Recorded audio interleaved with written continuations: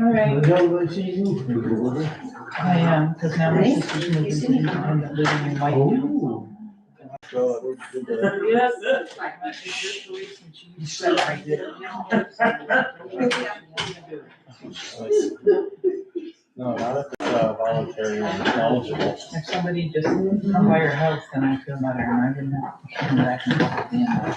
I don't think she realized how much Support she says. yeah, how much time the sister and I have put into her house. Just get it. Ungratefulness there. Oh, some days I do. Yeah. I don't think she comprehends how much expensive gas is and how much we pay back. She had a showing on Saturday. Every day.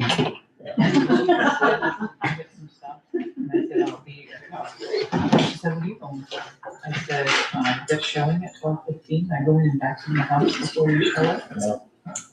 Oh, why would you do that? No one's there. Well, go left 2:15. Dust.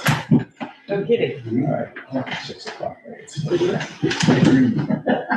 All right. 6 o'clock. Let's call to order. Welcome everybody. New faces haven't seen in a while, and Mr. Fucci, thanks for coming. Thanks for having me. My pleasure. Let me see, did we get you in at a good time here? First thing, quick and easy. Jeff's got your back. All right, a couple of things here. Welcome again. Busy agenda tonight. Same thought process as the last meeting we had on 4/27. If for any reason it feels like this is too busy an agenda and too fast, I'm asking for public to please speak up so we can know to slow this down a little bit in the future. We do have citizen concerns on the agenda tonight, so if you have an opinion you'd like to share, please do. Let me see. One note immediately. The town website under Selectboard notes that we are having a town information session on May 27, 2026 at the school gym. This is regarding information of the investment fund, and we'll discuss that more below, but I wanted to put that out there right now at the beginning of the meeting. And then finally, I have one quick thing that probably deserves a quick disclosure. Former town employee Rick Villeneuve asked me to do some work for him. The work is private and irrelevant here for these purposes, other than the fact that Mr. Villeneuve had ceased working for the town for at least a month before he contacted me. So in my opinion, there's no conflict of interest in that, actual or appearance, but I thought I'd put it out there just in case anybody got word and wanted to know more or thought that there was space to take issue with it. So anyway, there's no questions about that. Modifications to the agenda. Board? I'm hearing none. Okay. Approval of the meeting minutes. Let's start with April 27, 2026. I'll take a motion to approve. So moved. Will approves. I'll second. Kathy second. Any modifications, additions, amendments? Thanks for getting those done, Will. That one was Hannah, I was the 30th. Oh, that's right, yeah. Thanks for getting those done, Hannah, and posted timely. Hearing no amendments or modifications or edits, move to vote. All in favor of approving the minutes of April 27, 2026, please say aye. Aye. Aye. Any opposed? The ayes appear to have it. The ayes do have it. April 30, 2026. Well, thanks for getting those finished. Motion to approve. So moved. Okay, that's Sean and Kathy second. Any changes, edits, modifications? Mr. Chairman, there is one. It states here that took the headstones to South Royalton, should be South Reigate. South Reigate. Okay. Has been amended. Thank you. Any other amendments or edits or comments? Okay, hearing none. Let me see, Sean, you approved, Kathy, you seconded. Is the amendment friendly to you, to your motion? Kathy, friendly to your second? Okay. All those in favor of approving the April 30, 2026 minutes as amended, please say aye. Aye. Any opposed? Hearing none, here's the ayes have it. And the ayes do have it. Okay, health and disability discussion and I presume possible action. Colin Fucci, thank you for being here. Thank you for having me. At the end of last year, the select board at the time had authorized me to broker the health insurance.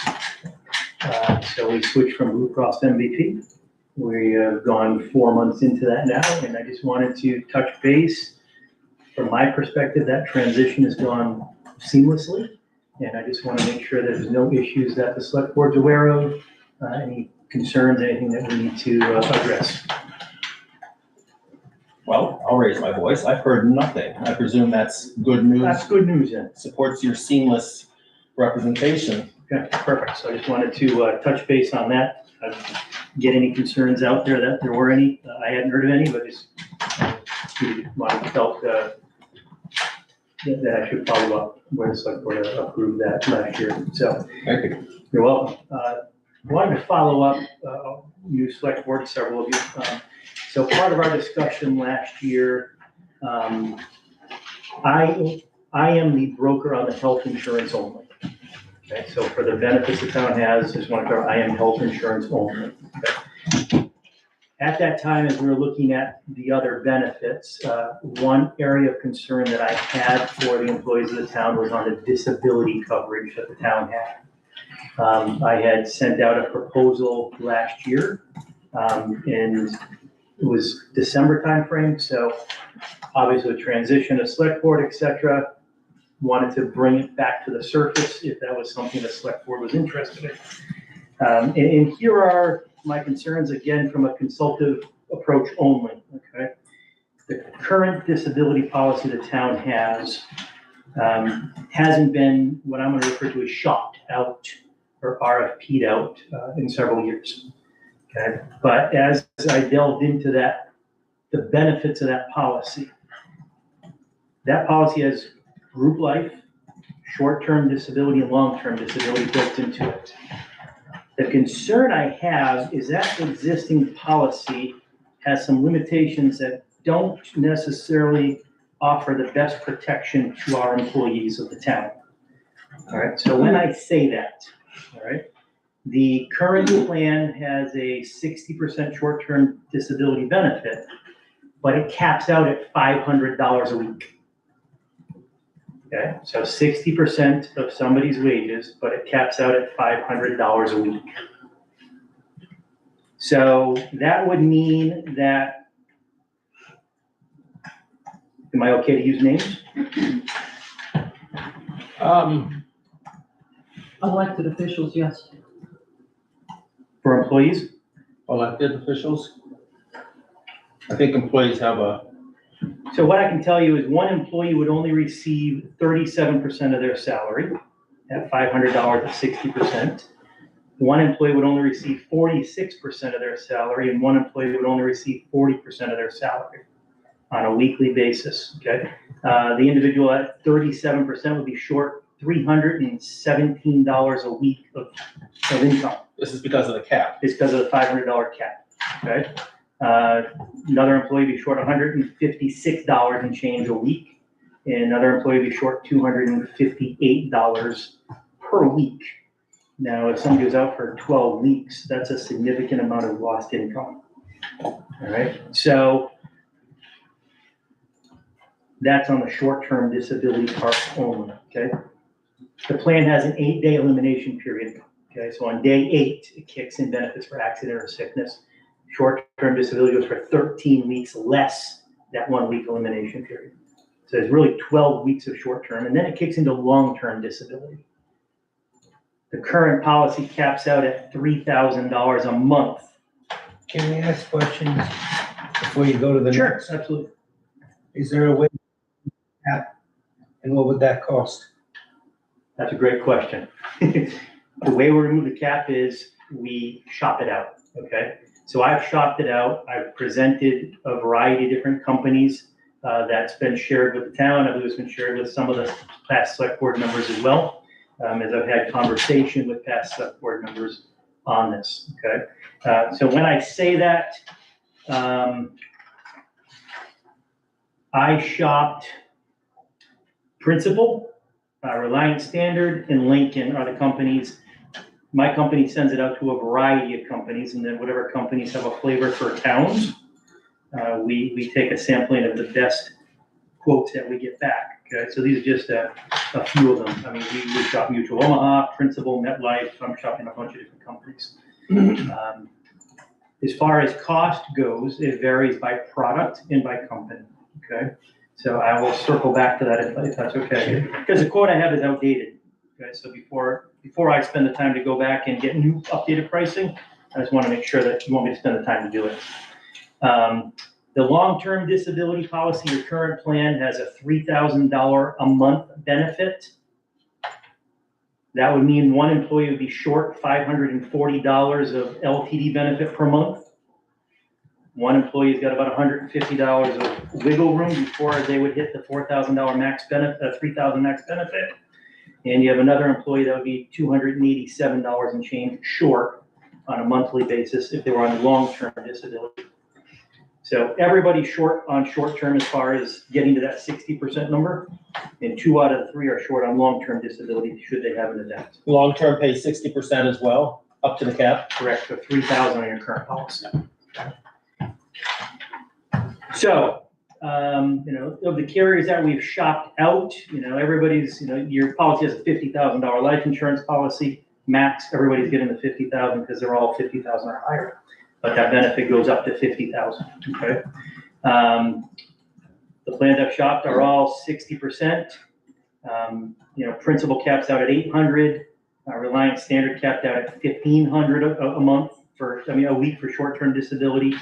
And Lincoln was originally at $800, and I went back and asked them if they'd bump it up to $1,000, which they did. Okay. You are no longer in a rate lock with your current policy.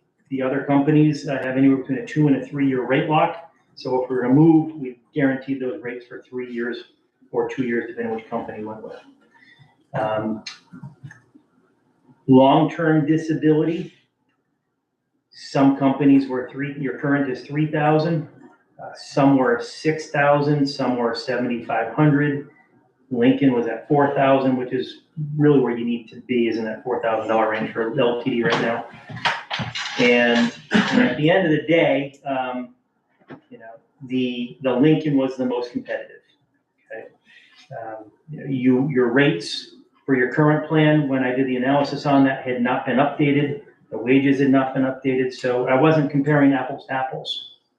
So I received a census from the town, got that out, so the quotes that we got back are accurate to your current census of employees before you did the pay increases and the dollar an hour adjustment, right? So I'm happy to, my recommendation at the time was Lincoln, right? I'm happy to go shop it again if it's something that the select board feels that they would like to move on. Yes, it's going to increase the total out of pocket from your current policy, but you're going to have a more comprehensive, robust plan that's actually going to provide a benefit level of something that's actually going to get up to the number that you're trying to get them to based on the benefit you're offering. Alternatively, you could always go on a voluntary side. You could do a Colonial or an Aflac or some sort of voluntary carrier product and allow the employees to buy disability on their own to get the protection that they feel would be best for them. So there's a few different options there. But personally, I felt it was important for the select board to know that the current policy you have is not going to be sufficient to cover them at their current wages at the levels of protection that the policy should get them to. Can you attach cost numbers for the town out of pocket? Yeah, so when I quoted this at the time, there was 4 employees. Okay, so What year again, are we talking? what's that? What year? January 1 of 2026 is what this quote was for. Oh, okay. Because Deb's Yep, so Deb was on this, in the 3. Richard, the three road crew were on there as well, okay? Okay, So at the time, you were looking at about $3,138 annually in premium. Now, I say that at the time because Richard has not been on the plan for 2 months now or whatever, how long he's been gone. So it's a target, okay? It's gonna vary based on wage increases and staffing and maybe somebody making $30 an hour leaves and I replace them at $25 an hour. So it's a target, okay? And this expired, it was supposed to be effective for February 1, the quote. So I would have to go back out.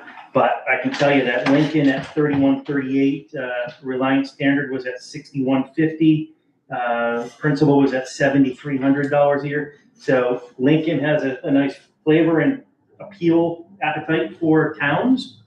So that's who I would recommend that we continue to look at if you decide you want to move forward and have me obtain current relevant rates to give you an idea as to what the premium really would be.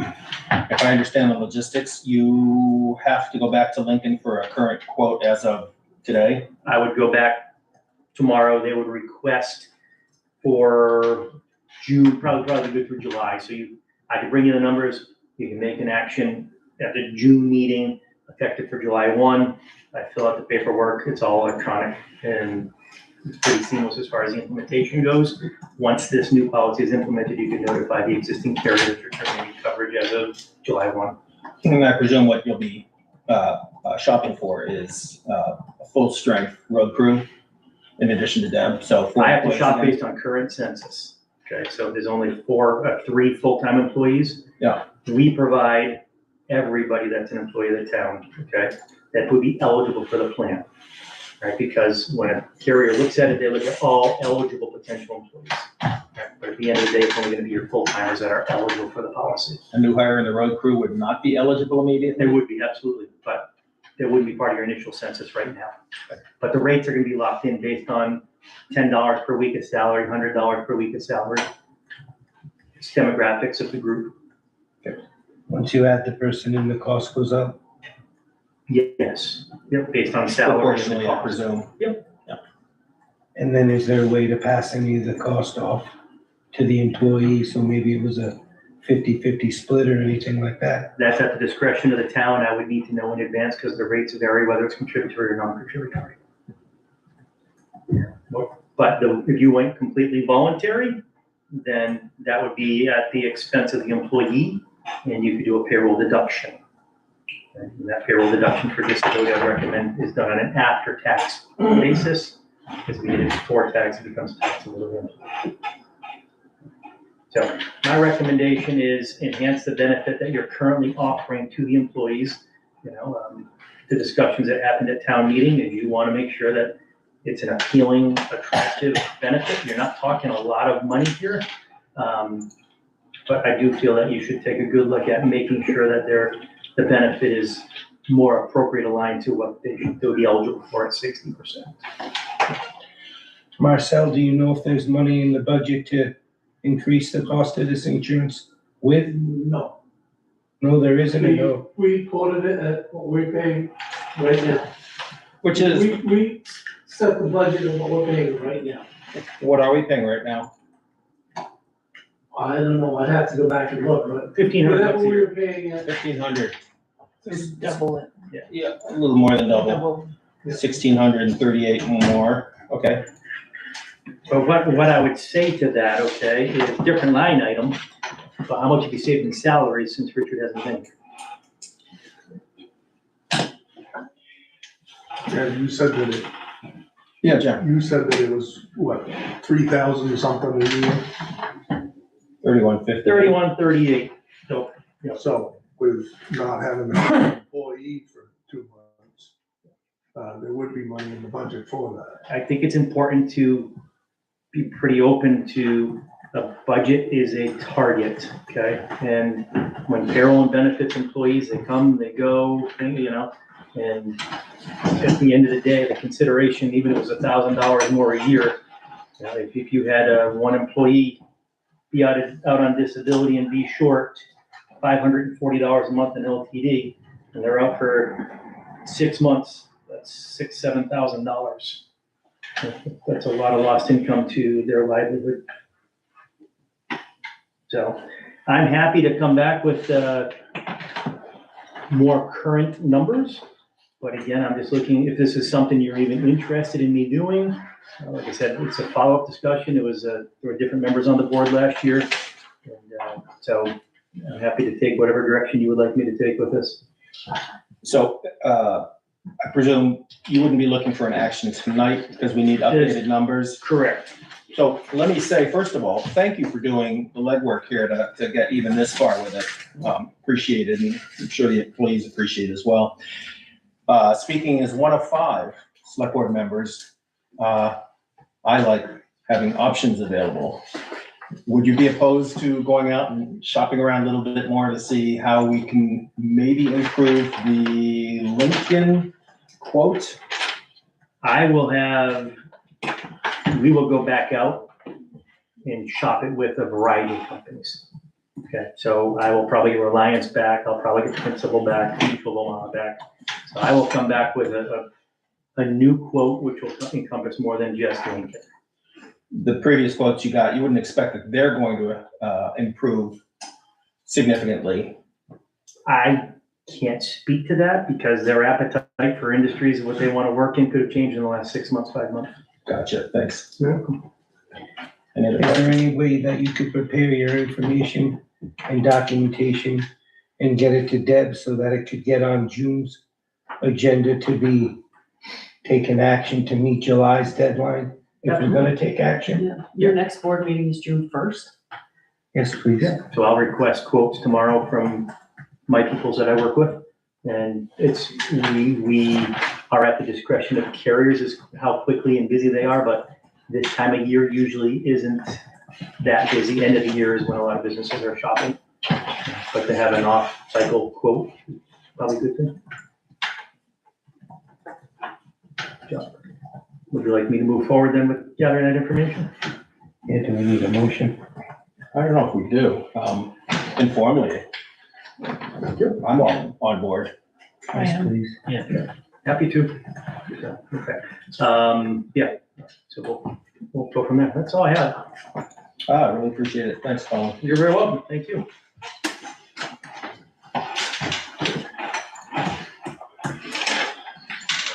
All right, next agenda, first read of policies.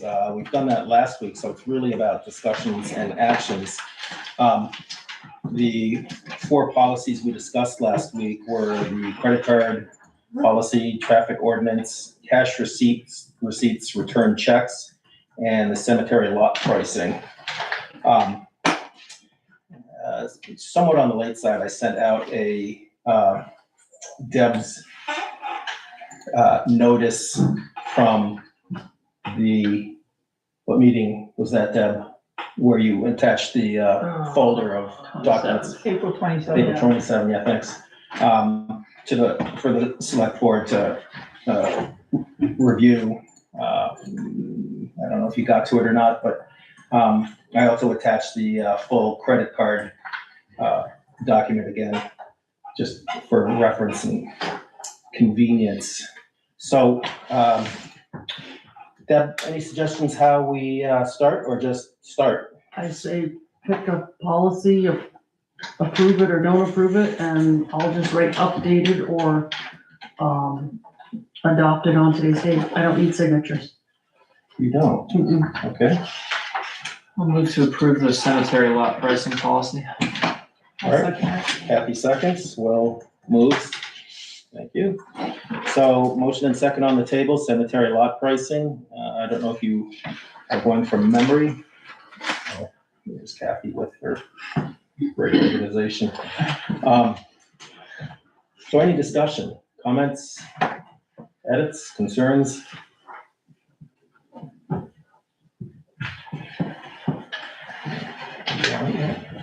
No, I'm getting close.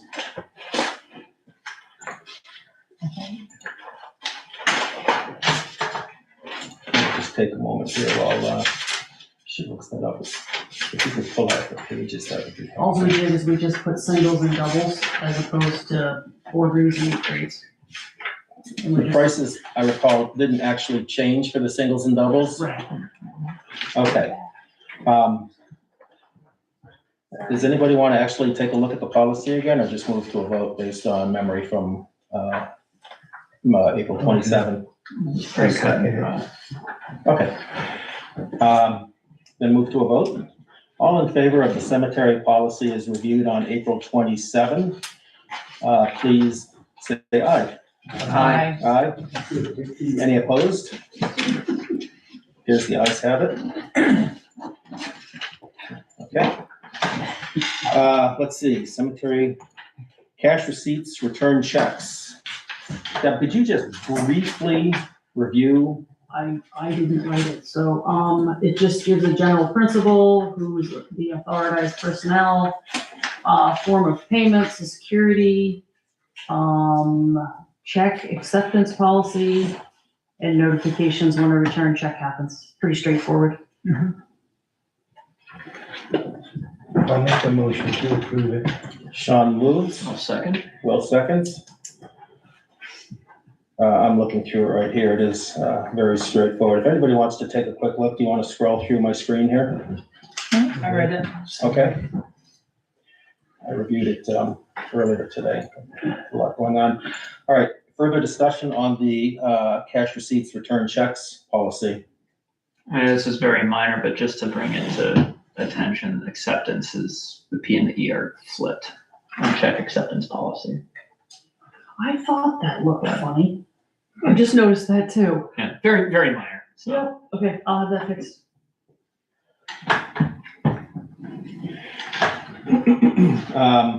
Any other edits, modifications, concerns? I presume the fix the typo is a friendly amendment to the movers? Yeah. Okay. Then, any further discussion? I'm hearing none. All in favor of the cash receipts and return checks policy, please say aye. Aye. Aye. Any opposed? Hearing none, here's the ayes have it, and the ayes do have it. Traffic ordinance.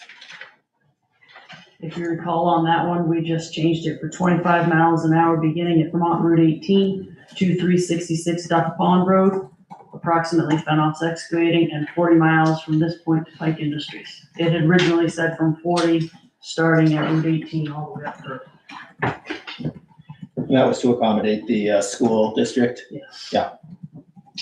school zone. All right, can I have somebody move the action? Kathy moves, I'll second. Sean seconds. Discussion. Thanks for the update on that, Kathy, or Deb. He'd had a discussion previous about having it set up so that at certain times of the day. I'm throwing that out there to you guys so you can maybe have a discussion about that, because we had talked about, instead of leaving it 25 miles an hour all day long, you know, some places, some school areas, they have it, you know, from 7 to 8:30 or 8 o'clock, and then, you know, 2 or whatever, to 25 miles an hour. We talked some about that in the past, but nobody had made any decision on that.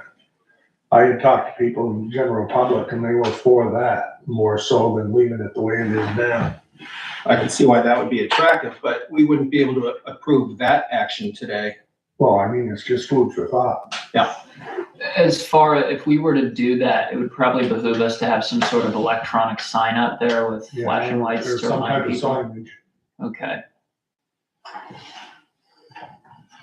So that sounds like something for the tomorrow file. yeah. Whatever you guys figure out. Okay. How about we make it solid and skip the electronic lights and big city flash? Yeah, that's expensive, very expensive. Yeah, it is. You can just do signage if you, I can look and see what I can get available for signage. But you'd have to set your time, and like 7 to 8 or something like that. Does that need review by the state, by the way, or DOT? Is that making an time incremental speed limit reduction, is that required to go through state approval processes? I don't know. I don't know if it is or not. Okay. I don't believe when they changed it to 25 that they did. That they got any state approval. It was the people across the road from the school driveway that pushed for that, and the select board adopted it. Before that, it was 40 miles an hour all the way through.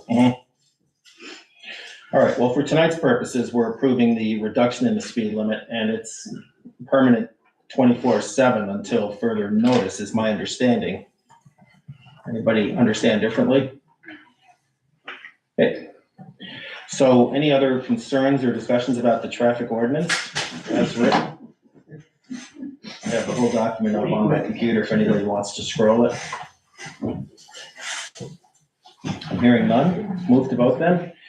All in favor of the traffic ordinance as amended, please say aye. Aye. Any opposed? Here's the ayes have it. And the ayes do have it. Thank you, folks. And then credit card. I did attach the full credit card to the email I sent around earlier today. Not much time for anybody to look at it, and I apologize for that. But I presume you got a chance to look at it when Deb sent it around a week and almost 2 weeks ago. I'm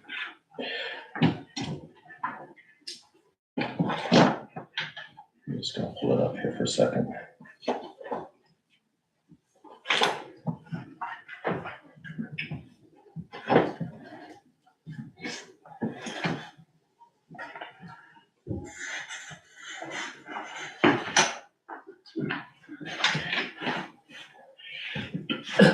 Oh, darn it.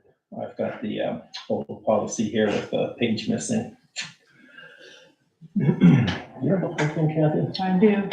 Can you pull it up in just a second? It's in the- Deb sent it to us on the 28th. I'm just assuming folks might want a quick review again to refresh their memories.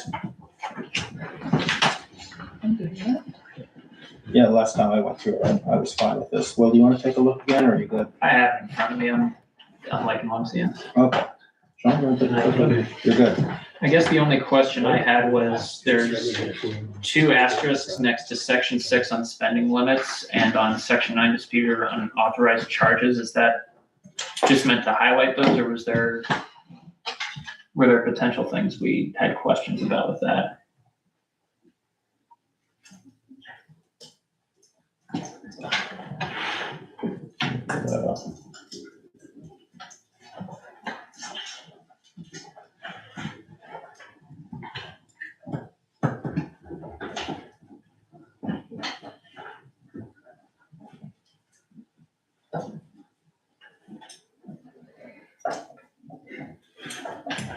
I'm not sure what it is.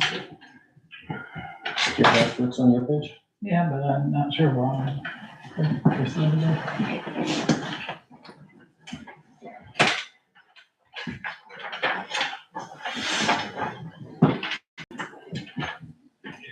Deb, do you have any information about that? I don't. If you want, we can postpone it until the next meeting and I can get clarification from Heather.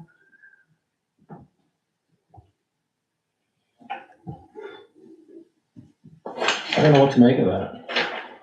The only reason it stuck out to me was under spending limits, it says individual transaction and monthly limits shall be set by the treasurer or governing body. That just seems like it was an either or option that we were supposed to choose from, but I'm not sure. Is that potentially conflicting language?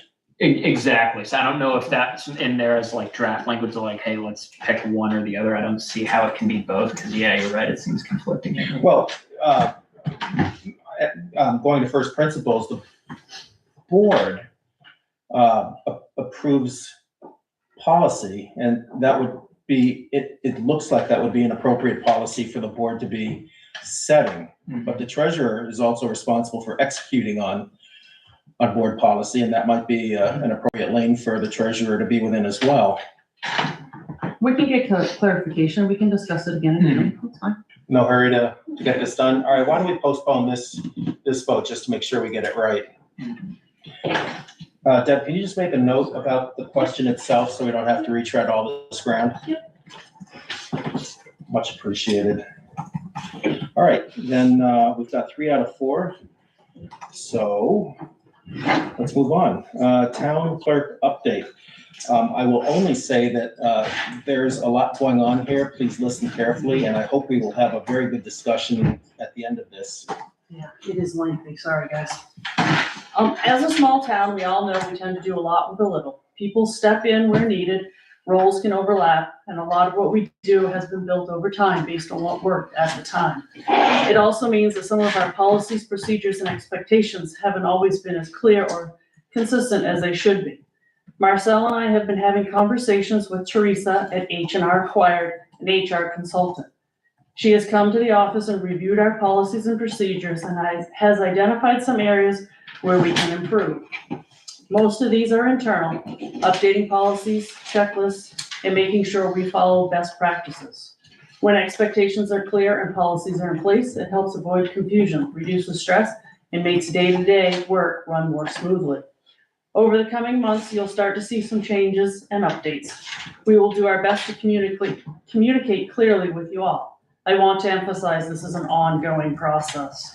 At the end of the day, the goal is simple, to make sure we're operating in a way that supports our staff, serves our community well, and sets us up for the future.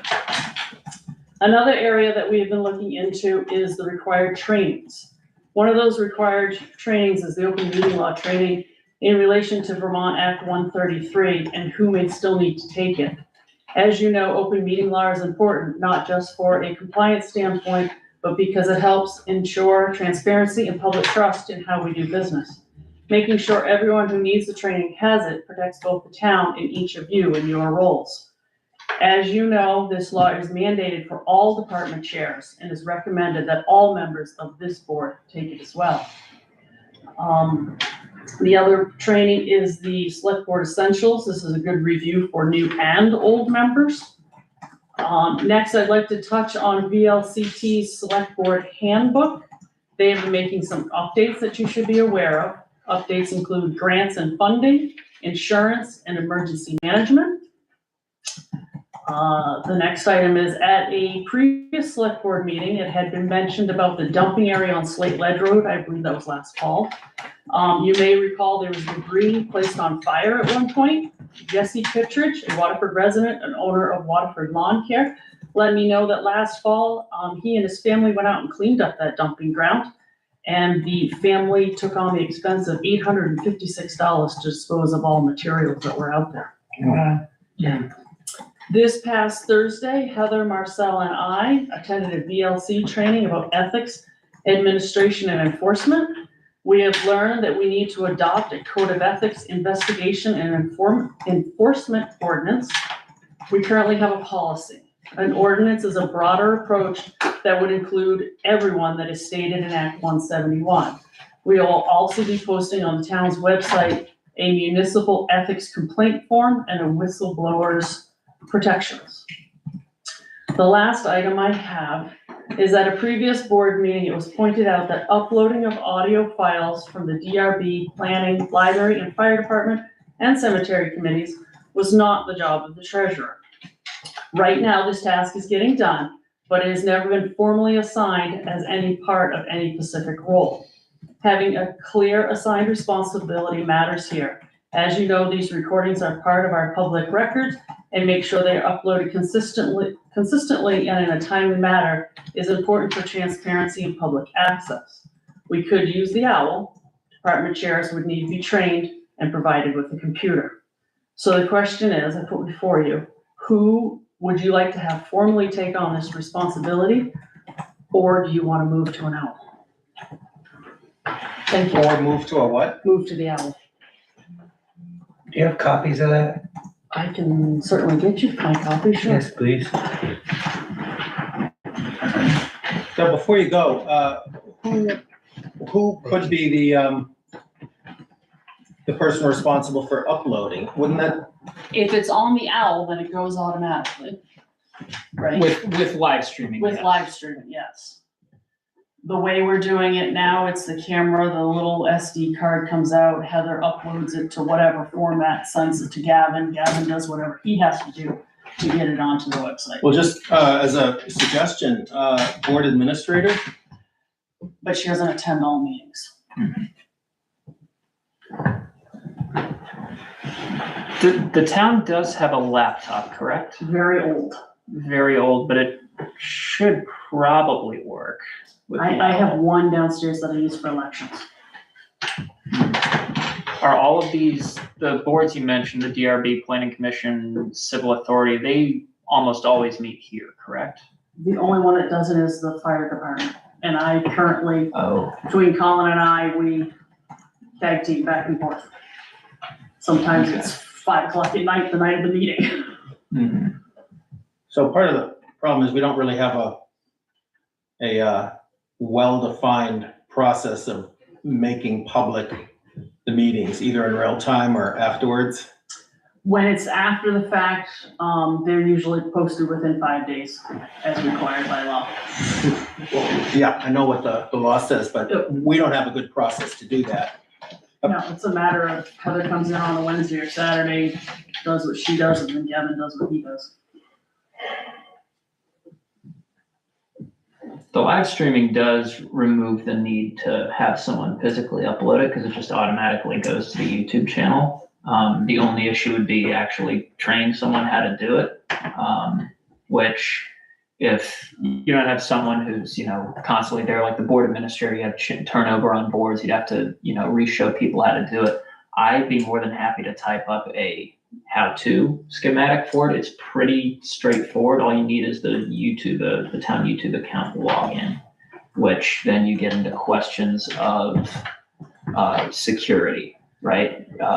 Control of who has access to the password, does the password need to change, etc. Because right now, the system we have is a piece of paper that dangles off of directions. Mm-hmm. You know? With the YouTube access. No, that's just on the camera.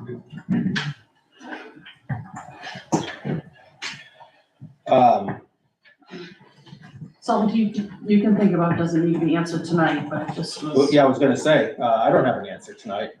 If anybody else has even a good thought to propose for future consideration. I guess I just have a couple questions for Hannah potentially. You also work with the DRB and the Planning Commission, or just the DRB? The planning commission switched their meetings to a day that I'm not available, so I'm not able to go to their meetings at this point. If they change it again, then I'd be happy to go back, but at this point, it's just the DRB Okay. So and the Hannah, cemetery committee. Hannah doesn't do library, she doesn't do fire, and she doesn't do planning. Library, let's see.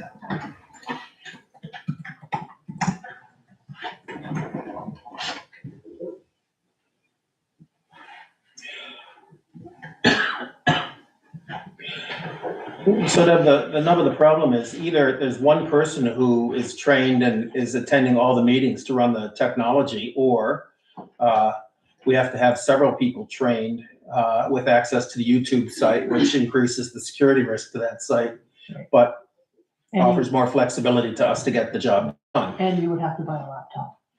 Could we, obviously, I'm guessing the library meetings would happen here. Here, yep. And since all the others happen here, would it be possible to leave the OWL plugged into that desktop computer full time? And then have the YouTube account automatically logged in on it? Right, that just leaves you the fire department. Yeah, that would still leave Fire that. department meets at the fire department. Mhm. I don't know, as far as using library equipment, that would have to go through the library. Is there some reason why we can't assign it to the people who are currently doing it? If it's being done, why reinvent the wheel? Heather's been Heather's doing been the work doing it. as Yeah. And it had treasurer. been pointed out that it was not her job. Right, but you said in your Yep. statement here, we could assign it. You can, yep. And what I'm suggesting is, why don't we assign it to the folks that are currently doing it? I mean, nobody's here saying I'm unhappy doing it. Well, I remember at one meeting during budget season, it sounded like you guys in the town office, or at least Heather, would appreciate it if that was taken off her plate. Yeah. So, Well, that's different. yeah. So Hannah, you do it for the meetings that you attend. Unless we have to use the camera, then Heather has to do it. You mean the audio recorder? Yeah, because Right. sometimes she can't attend cemetery meetings, so Hmm. Heather shares it with her and then we get the minutes. So up. could you move your cemetery meetings up here? We So could, we have the absolutely. owl right here, I and then believe- Hannah would be able to do that without the. The owl I can take anywhere with me, so the Okay. placement for the owl is not an issue. Having a computer would be, a town computer would be handy, I presume. Or can you run it off yours and take minutes at the same time? Yeah, I can do that. But for other people on other boards, like, they wouldn't have the laptop to use, they wouldn't have the setup. This one is my personal laptop, so. Well, that raises another question too. Sean? Is there any way that Hannah would be willing to do the job that Heather and company are doing now so that they could continue to use the camera? Hannah doesn't have the technology on her laptop. Gotcha. I think it should be the owl, so it's updated immediately. Yeah, because you're doing double work by doing it. Somebody taking minutes and then you're doing the camera and submitting it. So I think it should be as many put on the owl as possible. Hannah, what meetings do you attend without much trouble? I know sometimes you're busy and These ones and DRB usually, and then cemetery committee is like half and half because I have meetings for my other job that, can overlap sometimes, so I go back and forth. so not covered is fire department, Library library, and planning. fire department. You said planning, Deb? Yep. Anything else? You mentioned civil authority before, what was Oh, that? BCA, but BCA is in the summertime and one in February. I think Kathy's right. Everybody should convert to the owl. Which requires a town laptop. Well, yes. Laptops can be had, reasonably good ones for I can get a quote. 600, 800. I can get a quote. You said we'd have to ask permission from the library to use that Yeah, computer right there. Yeah. How often does their board of trustees meet? they're once a month. I think they're Usually, the yeah. Second Wednesday or third Wednesday. Okay, well, if it's the second Wednesday, that's 2 days from now. Yes, it is the second Wednesday. It's on the calendar. This may be, I'd be willing to attend that and ask them just to kind of say, hey, is it okay if we use this for this? Or I'd be willing to do It would that. be worth testing the current laptop that you have, because all you need is the internet. Like, you don't need any sort of software or hardware to use the owl. It's just YouTube on the internet, so it might still be good enough. Mhm. Will, if you want, you and I can look at what's downstairs Okay. as far as computers. I'll let you two work it out. All right, so we can start nibbling this thing apart, this challenge apart.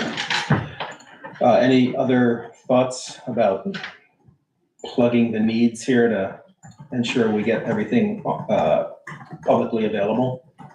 Library, fire department, planning, and Board of Civil Authority, and cemetery 50% of the time, it sounds like what we have to make sure works.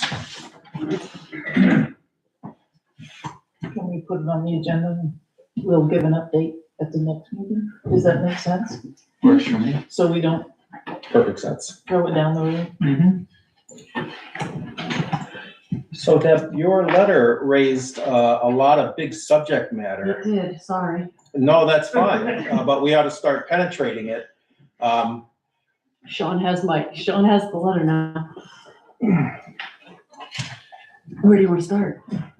Exactly, a lot of policy. What's the lowest hanging fruit to address here? Well, the really easy ones, on the ethics, the municipal ethics complaint form, DLCT has a nice one, all neat, that's super easy. They also have the code of ethics, investigation and enforcement ordinance. They have the whistleblower policy, so I can bring those to the board at your next meeting. So we can start that.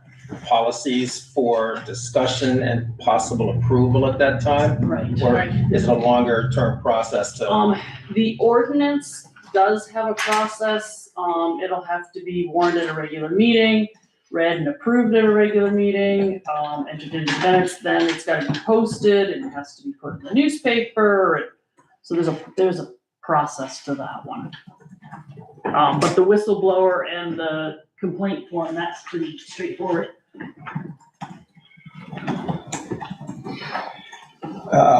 If I recall, we are discussing the hire of a new road crew member at some point in the near future. And I've heard discussion about an appropriate policy for, what's the word here? Standardized questions of all potential new hires and the do's and don'ts of screening and hiring Yes. new employees. How do we get smarter about this? I have proposed that question to Teresa to see if she has a template. I haven't heard back. But yes, you should have a standard set of questions that you ask every applicant, the same questions. Yeah, and depending on, are you having a 5-member board do the interview process? Is Jim involved in the interview process, or is it a interview committee, or how do you want to go about that? Then you have to also, I like the way that I did it before with the, having at the shop, actually have them run the equipment. Because anybody can write anything down on an application. There's no way to know whether they can actually operate anything. But if you take them right to the shop, you try them out in the truck, you have them run the loader, run the excavator, run the grader, if they can do that. And then that narrows down the pool pretty good. Well, I thought that was a really good idea, last time you ran that, demonstration. And were you And happy? then Wade had mentioned about wanting to get involved with the background type process. Which what? Wade had spoken before Oh, the background process, yeah. about the background process. I think it's important to check out the background, the history, more so than what we have. And were you happy with the process, the way it went? Last time Jim talked to the person and then he brought the applicants, or do you want to go vice versa this time, or how do you want to? Well, you're gonna meet with the individual, you're gonna get a feel for how he's gonna fit in. So I think it's important to spend a little time with the individuals. Then I know firsthand, everybody says that they can operate equipment, everybody can drive trucks. But then when they get out of the equipment, they're, oh, I'm a little rusty on that, I'm a little rusty on that. Most of them can't even operate the stuff. So, I think it's important that we continue doing a portion of the hiring process at the shop and have them go through the motions of, seeing if they can operate anything. There's some discussion happening back here. Kathy, do you want to go ahead? I said, I think there should be a committee and Jim be part of the committee, whether it's one select board member. We're talking about appointing road commissioner tonight. Jim be part of it. Whether Wade's part of it, doing the background check, he can be the select board member that's there, but everybody should have a background check before. Do you get references too, as Yeah. part of the process? I mean, I think Tim, you did a background thing on Rick the last time. I saw some of your correspondence and he checked out all right. And I've spoken to people in the past about certain ones. I spoke to the town of St. Jay, before. So, I mean, it's just very difficult to hire right now. Well, pragmatically, we are going through a new hire process and we're meeting next week to discuss resumes. I don't believe there'll be any action other than discussing resumes and setting up demonstrations at the town garage, something like that. Yeah, I'd like to possibly get those if I could. I haven't received them. When are you distributing? Application deadline is Monday. A week from Away today? from today. So there's just those original 3 at the moment. At the moment, yes. All right, Can we go back to what Deb was talking about? Because I think really we need to crack the egg open here. None of us are really HR specialists. We're talking about a personnel policy. We're talking about a handbook. We're talking about a lot of different stuff. Shouldn't we be open that they're talking to a professional and maybe we need to find out what this professional can do for the town to set us in the right direction? She And is, if we agree on that, a cost, and do we have the money, and where does that come from to the pay? money comes out of my budget, so that's covered. So we're okay there. She has given us a matrix already of high, low, and medium. can I share what you Thanks. shared with me? And some things are really simple and some things aren't even on there. Like, I didn't realize I was not inspecting the fire extinguishers correctly. So she told me, and those exit signs apparently need to be tested, which I had no idea they've been tested in 4 years. So it's just some of our simple, easy things. Labor law posters. You know? So in response to Sean, I believe what you're saying is there's a big wheel out there and we don't have to reinvent it because there are professionals out there who do this day in and day out and they know this landscape. Is that about the size of your thoughts? Yeah, because in today's legal and litigious world, we better be safer than sorrier.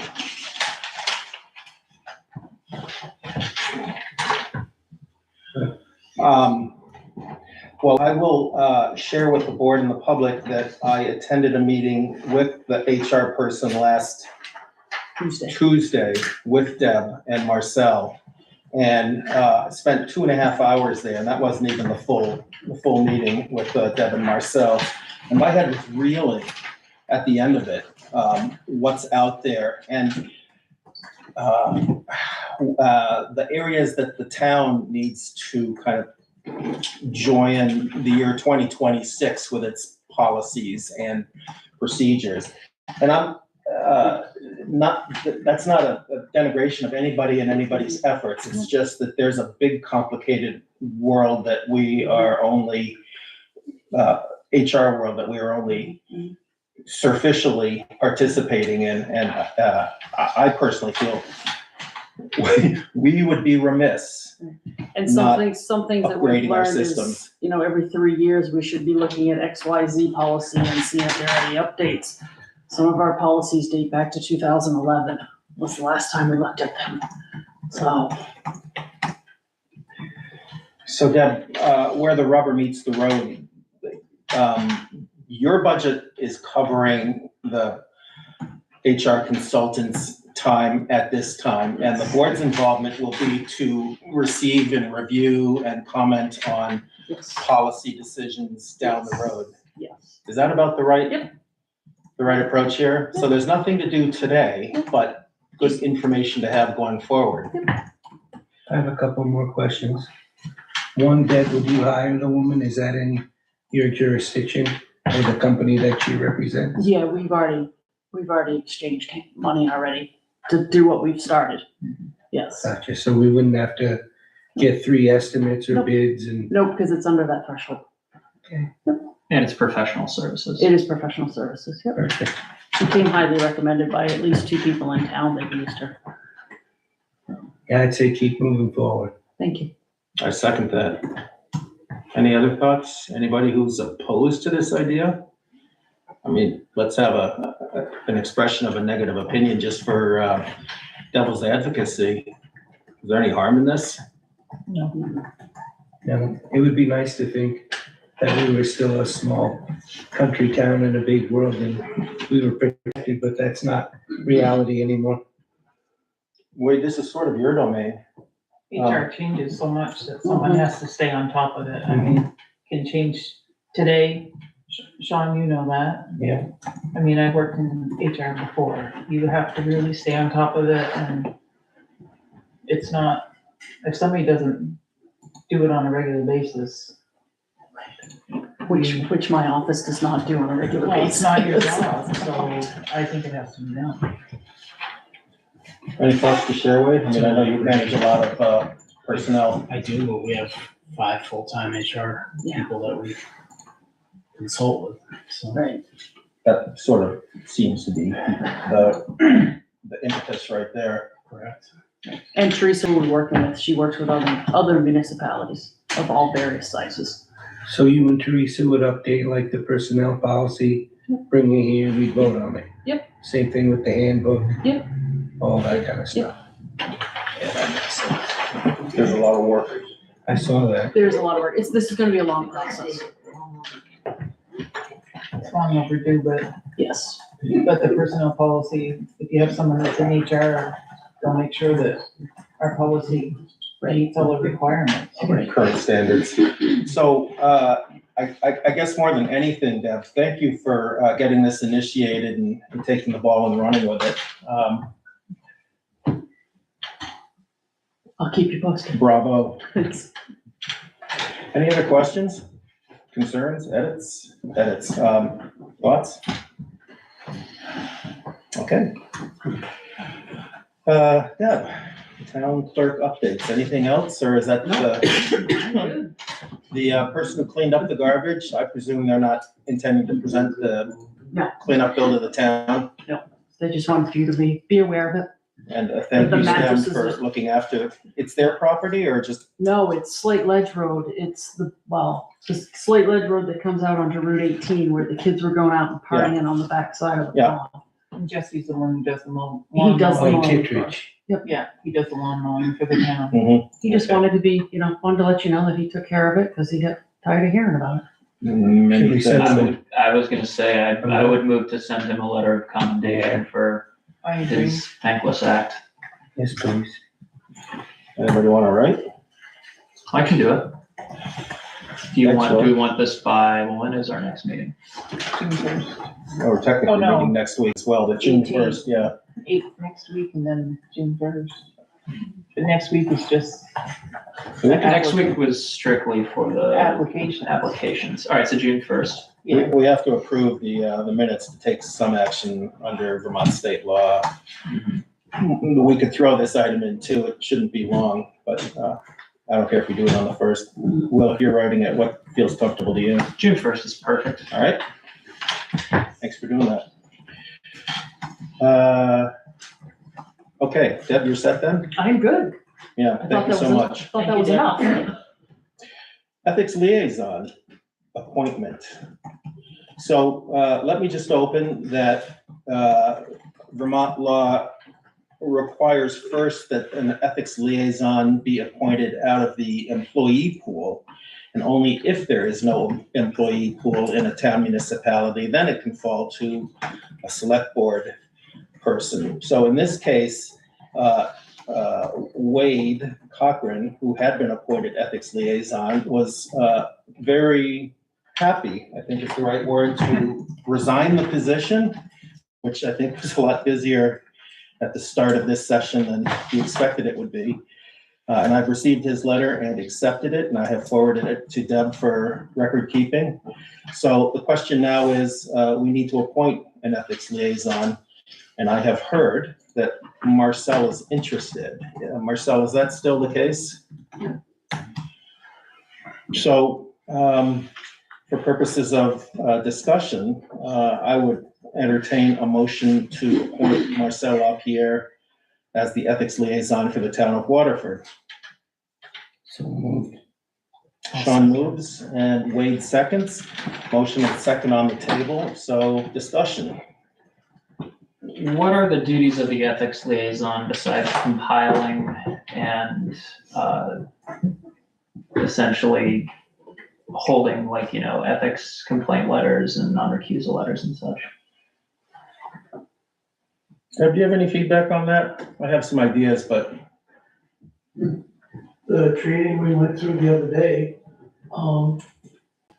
They take all the information, they go through it, and they come up with a conclusion, so. Oh, whether there'd been an ethics violation, would that be employees, the board? I guess my question is there a separate ethics liaison to handle potential for board conflict, or is it all one and the same? All ones, Okay. Same. That's where I had reached out to legal, if you remember, Mhm. sent out an email. They came made that determination. Marcel, I presume there's more than just, like I said, I'm presuming, but would the appointment also entail staying up to date with current ethics requirements by the state? yes. Okay. That's useful. Any other questions? Concerns, comments? Anybody have a different appointment they'd like to make? I think our choices are one of the three employees in the town office. I think Two of them are elected, correct? They aren't actually an employee of the town. Right. I put that question before the LCT, and I believe the answer was in January 2025, the legislature had a new law that allowed an elected employee to serve as the ethics liaison. Part of their reasoning, I believe, was just citing the nature of small towns and limited human capacity. I asked that question in the, discussion and, class we were in the other day, and they said that it could be. It didn't matter, if you're an employee, an elected official, you can still serve in that capacity, so. I guess if Marcel wants it, why wouldn't, and is willing to do it, why we wouldn't do it? Okay, any other thoughts? Concerns, more discussion?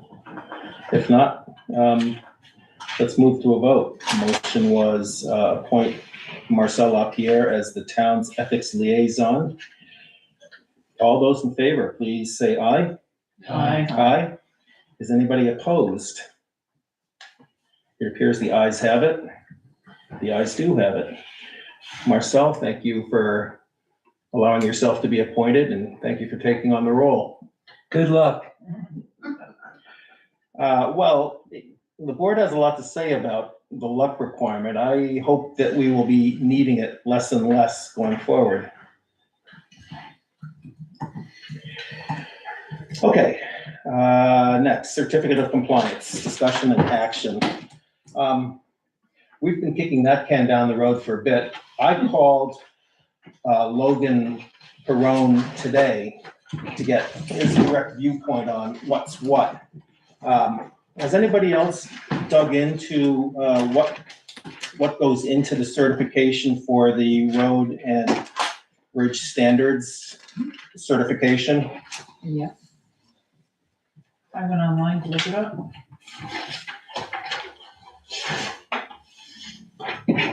Kathy, anything you want to share?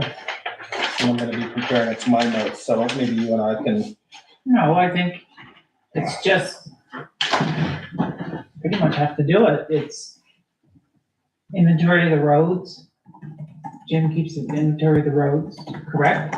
Yeah, I mean, this is all straightforward It's stuff. pretty much Ron, municipally, the name, the date, and standards were passed and adopted.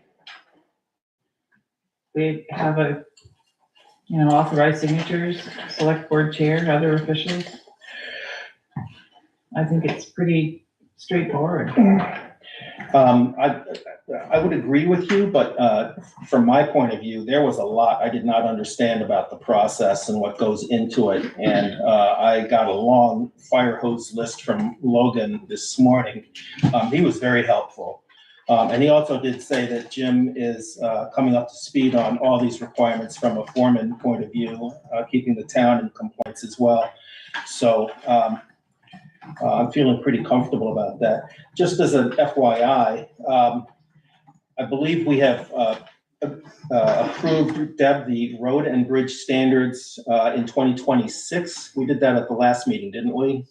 The last time we had done that was in 2019. Yeah, yes. Okay, so what's left then is sort of check the box MRGP, which is the Municipal Road General Permitting. Basically do the work, update the inventory, best management standards, hydrologically connected within 300 feet of an open water source. This is about silt and dirt control running off from town roads and into state waterways. Permitting driveways, we've gone over that quite a bit. Annual certification and compliance. 2 boxes having to do with inventory of roads in 100-foot sections, and I believe it was a network inventory update. And NVDA culvert map and conditions. And all of this is aimed at getting grants for Class 2 road support and structures. I presume that's bridge structures. It's also for grants and aid, which is they allow you, so they'll give you so much money, so then you can improve certain sections of road, which are, they're called segments, and they're 328 feet long, and they're hydraulically connected, which is, they're so close to a brook or stream. Yeah. And it's about, they give you grant money to improve the roads, whether it's lining them with stone, whether it's resurfacing them. It's all a practice to eliminate erosion that goes into the streams. And we keep a running inventory of that. And we have to comply with certain amount of segments per year in order to stay in the boundaries. So this basically is just about that we accept that, which we already are compliant, we're already involved in it, and you have to be. So it's just a formality to have to sign that, basically. But it also, in signing that, allows us to get money through the grants and aid program so that we can get funding to improve those segments. My understanding from Logan also, in addition to what you said, is that it triggers FEMA monies if there's a disaster declaration. Yeah, if you don't sign the 2020, and if you don't update, you have a natural disaster, we'll get no money. If you sign that, then we will be compliant, and if we were to have a FEMA disaster tomorrow, we would be covered and they would give us funding. Thank you for checking with Logan, but it's everything Jim told us when we toured the town garage. I could not keep all of this straight, so I needed to hear it again, and I'm glad I did, but I'll get there, Jim. Deb handed me a note from Logan dated May 7, and it asks about, I think, 2019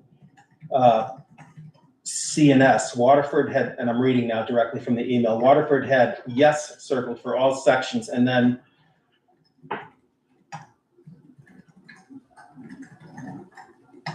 I don't know, you got the same email, but I don't think. Deb, we misread this email.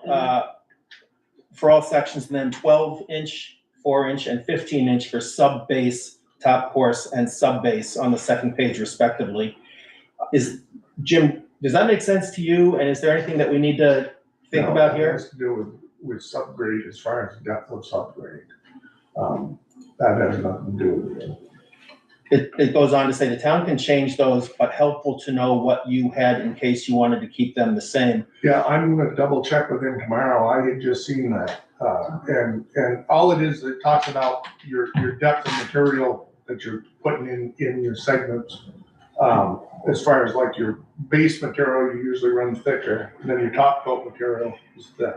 So that's a guideline that they go by. And for some reason, there seems to be a little confusion there with him, so I'll double check with him tomorrow and get that straightened out. All right. Cause I didn't change anything on that, so I don't know why there's a little bit of confusion. So if the board approves it, then Jim and I can get together tomorrow or Wednesday, and we can fill in those 3 blanks. All right, I feel like I'm ready to put this up. Does anybody else have any more questions or good to go? So Deb, the question, the motion then is, shall the board, approve what's the language here? Road and bridge standards? Not approve, it's certify the road, bridge and standards, for the town of Waterford. This is a January 23rd, 2026 form. So that's the question. Can I have There's like 3 different spots to sign, just look for the yellow stickies. there's a motion and second on the table for a vote? Wait a minute. No, I would accept a motion to certify compliance for the town road and bridge standards and network inventory. So moved. That's Will. Second. Sean seconds. We've had a lot of discussion. Anything further? All those in favor of approving, certifying compliance for town road and bridge standards and network inventory, please say aye. Aye. Aye? Any opposed? Wade voted aye as well. Any opposed? Sounds like a 5-0. Here's the ayes have it. And the ayes do have it. Deb, what do we do here? Start signing? Start signing, Go yep, ahead and sign. All right. preferably in blue or black ink, please. Annual financial plan for highway, yeah, got it, thingy on there. All right. I'm gonna send it. There should be, This way. there should be 3 papers.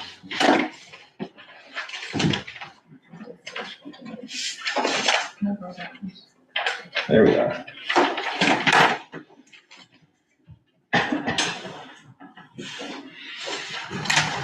Today is May 11. Yes. Yes.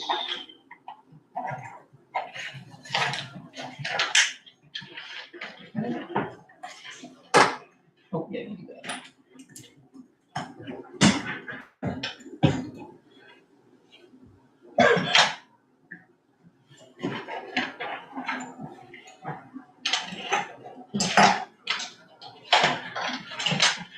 I made a hash of that.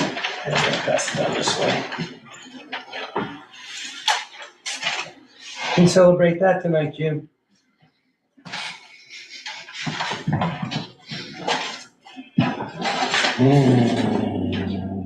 Okay, ethics and compliance, feasibility study, discussion, possible action. Sean and Marcel. Sean, do you want to start or Go ahead, Marcel? All right, So I got an updated version from E.H. Danson, which included some target dates. And it also included the verbiage of an estimate or a guesstimated cost of renovating the town garage and a guesstimated or estimated cost of building a new town garage. And they didn't change the price.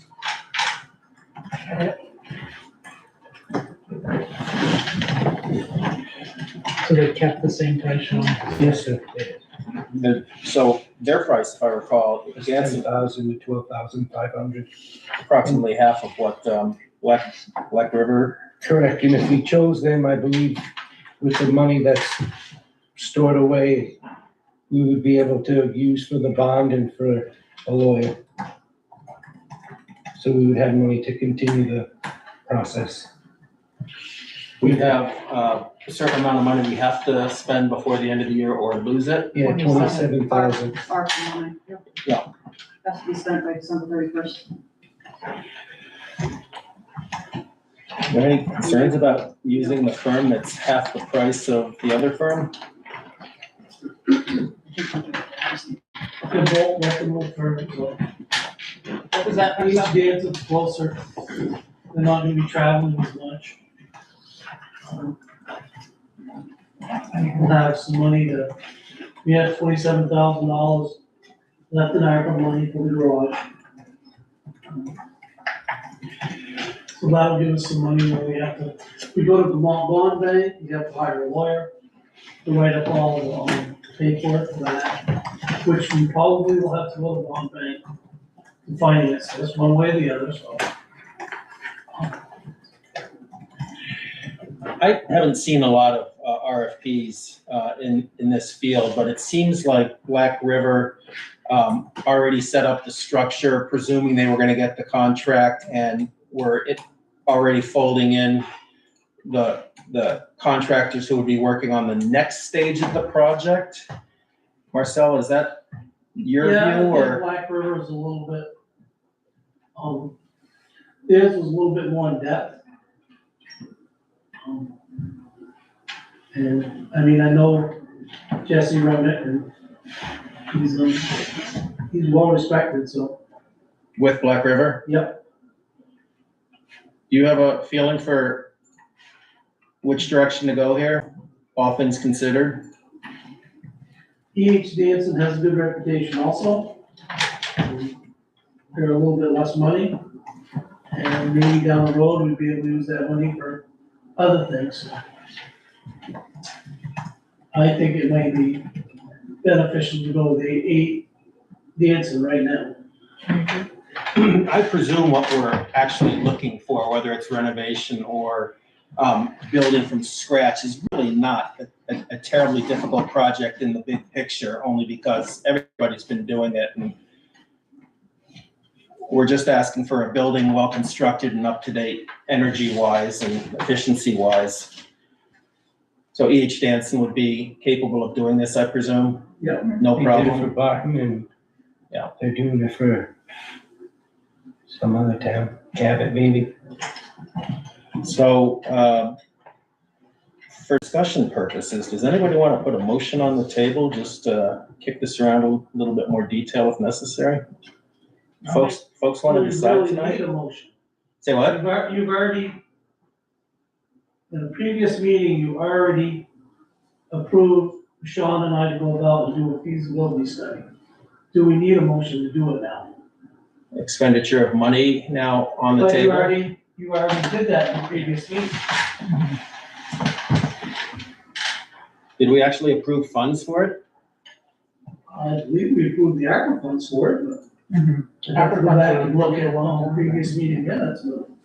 I don't have a memory of that. Deb, are you able to I comment? think that was a previous board. Well, let's put a motion forward, just You to. want to make a motion, fine. I wonder if in the interest of safety, we ought to just put it to a motion and go through that process. It's safe. If we do that. I'll make a motion that we go with Danson to do the feasibility study. I'll second. Okay, Kathy moves, Wade second. Motion and second on the table. Further discussion? Public input? Is Marcel gonna reach out then to E.H. Danson or Sean? I can reach out to them. I'll reach out to Black River and tell them too. I know Jesse, so. Thank you very much for the proposals. Any further discussion? I mean, what they're gonna do is, they're gonna look at our garage. They're gonna look at, coming up with something that we can function with, and then they're gonna look at a new garage and what it's gonna cost us, and then the town's gonna have to make the final decision on this. We're looking at a December timeline that we have all these numbers together, so we can bring it to the town at the next town, meeting. Okay. Any further discussion? Hearing none. Motion on the table to approve the use of E.H. Danson's feasibility study proposal. All in favor? Please say aye. I Any opposed? I vote aye as well. Appears the ayes have it then. All right, excellent. Thank you, Sean. Thank you, Marcel, for doing the work there. Just savor the moment. We've made a decision to move forward with some garage study. Ooh, hot dog. Truly. All right, ethics letter from Jim Hayes. And given the light of a new ethics person, I think maybe we should table this until he has a chance to review the letter from Jim. In fairness, Oh, I see. Jim and the new ethics. Yeah, well, if we're gonna be going by what Deb laid out, then I will get Jim a form that he will need to fill out to do this correctly, so yes. Okay, you are the ethics liaison now. Yeah.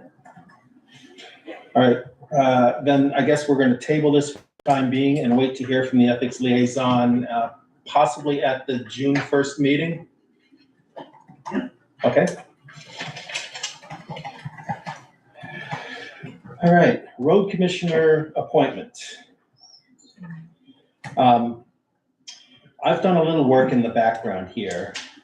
And what I would like to do, with board approval, again, I'm one of 5 voices here. I would like to see Ron Gray appointed the road commissioner. And to start the conversation, I would accept somebody's motion in that vein.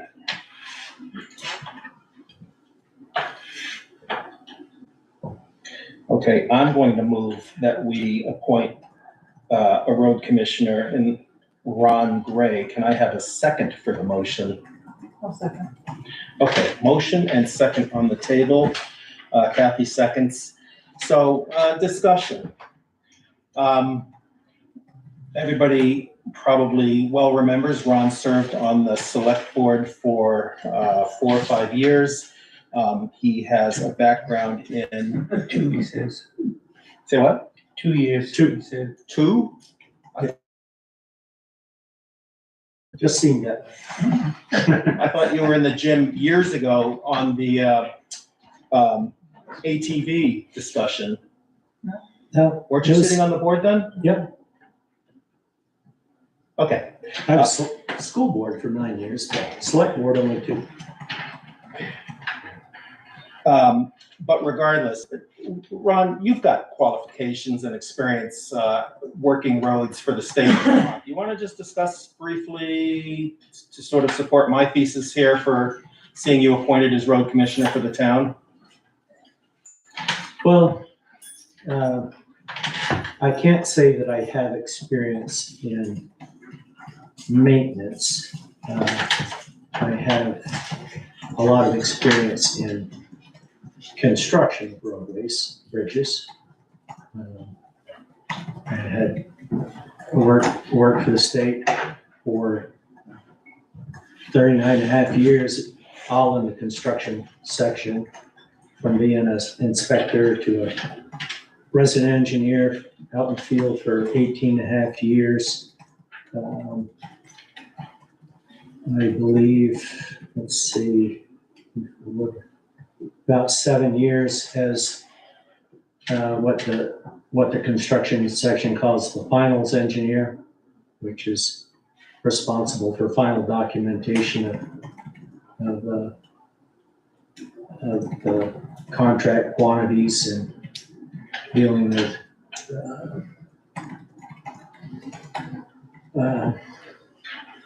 extensions of time, contractor thinking they should deserve extra money for certain things. And then the last, let's see, last 14 years or so, I don't know if my math adds up there, I hadn't thought about it, but as the regional construction engineer of the Northeast quarter of the state. So I have a lot of experience, and then 7 years as a consultant, working for a consulting engineering firm once again, providing construction inspectors to the Agency of Transportation. So I have a lot of experience in road construction. I don't have, I never worked in the maintenance division, but I have a lot of road and bridge construction experience. For purposes of rounding out the consideration, you have requested a stipend of $1,500 a year for the work as road commissioner. I did. I think if, I mean, I don't have any idea how many hours it would take, a week or whatever, but,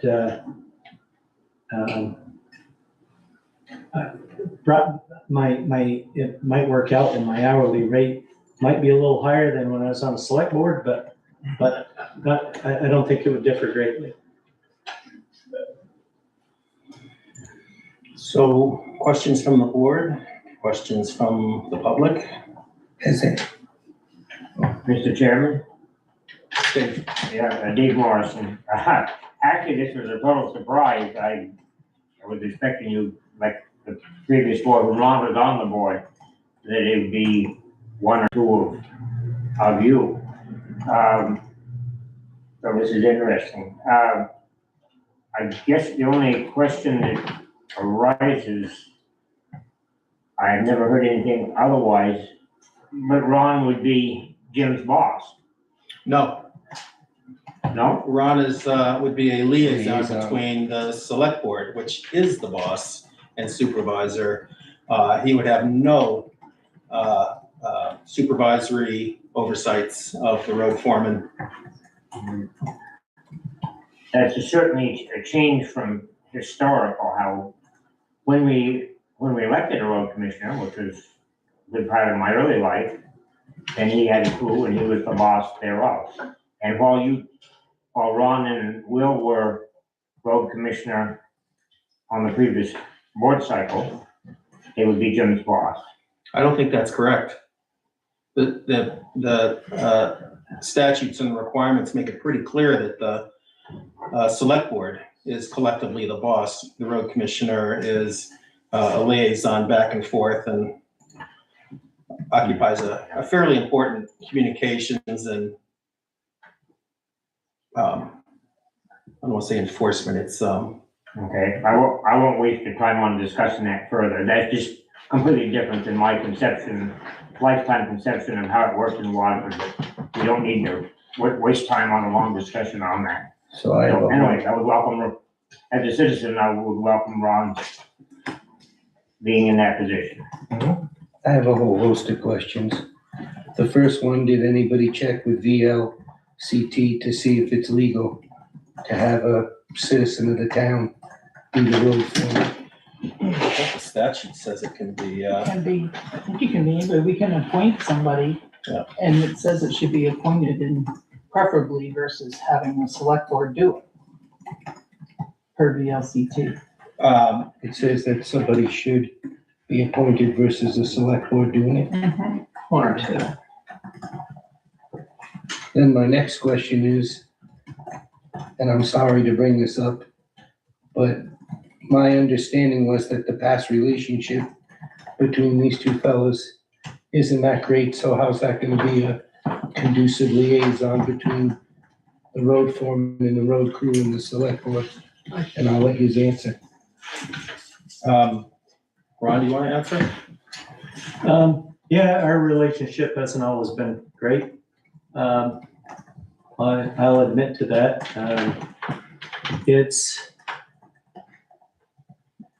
And I think I'm perceived as being anti Jim. I have had, when I was on the board, I've had people criticize Jim or the conditions of the roads. And sometimes they would question Jim's ability to maintain the roads. When people would attack his ability to do that, I actually defended Jim because I don't have any issue with whether Jim knows how to operate a grader, any of the equipment that's used, what needs to be done to the road. The problem I've had is I have questioned Jim's supervisory skills. And I understand that the board and Jim are trying to address that through him taking, I don't know what the name of the course is. Leadership course, What's that? a leadership course? Yeah, leadership that addresses issues of supervision.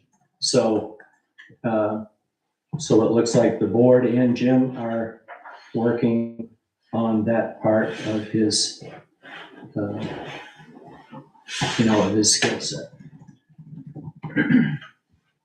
I don't know if that. So I'd be interested to hear what Wayne and Kathy and even Will and Tim have to say to the question, if you don't mind answering. Who wants to start? The question of their relationship, Or the question of him to be road commissioner. Correct. Is that what Both. the question is? Yeah. Well, he's not gonna be Jim's supervisor. He has to work with Jim And vice versa. and vice versa, and Jim has to work with him. And I can see it as relieving Jim of doing some of the grant work and working closer with Logan and the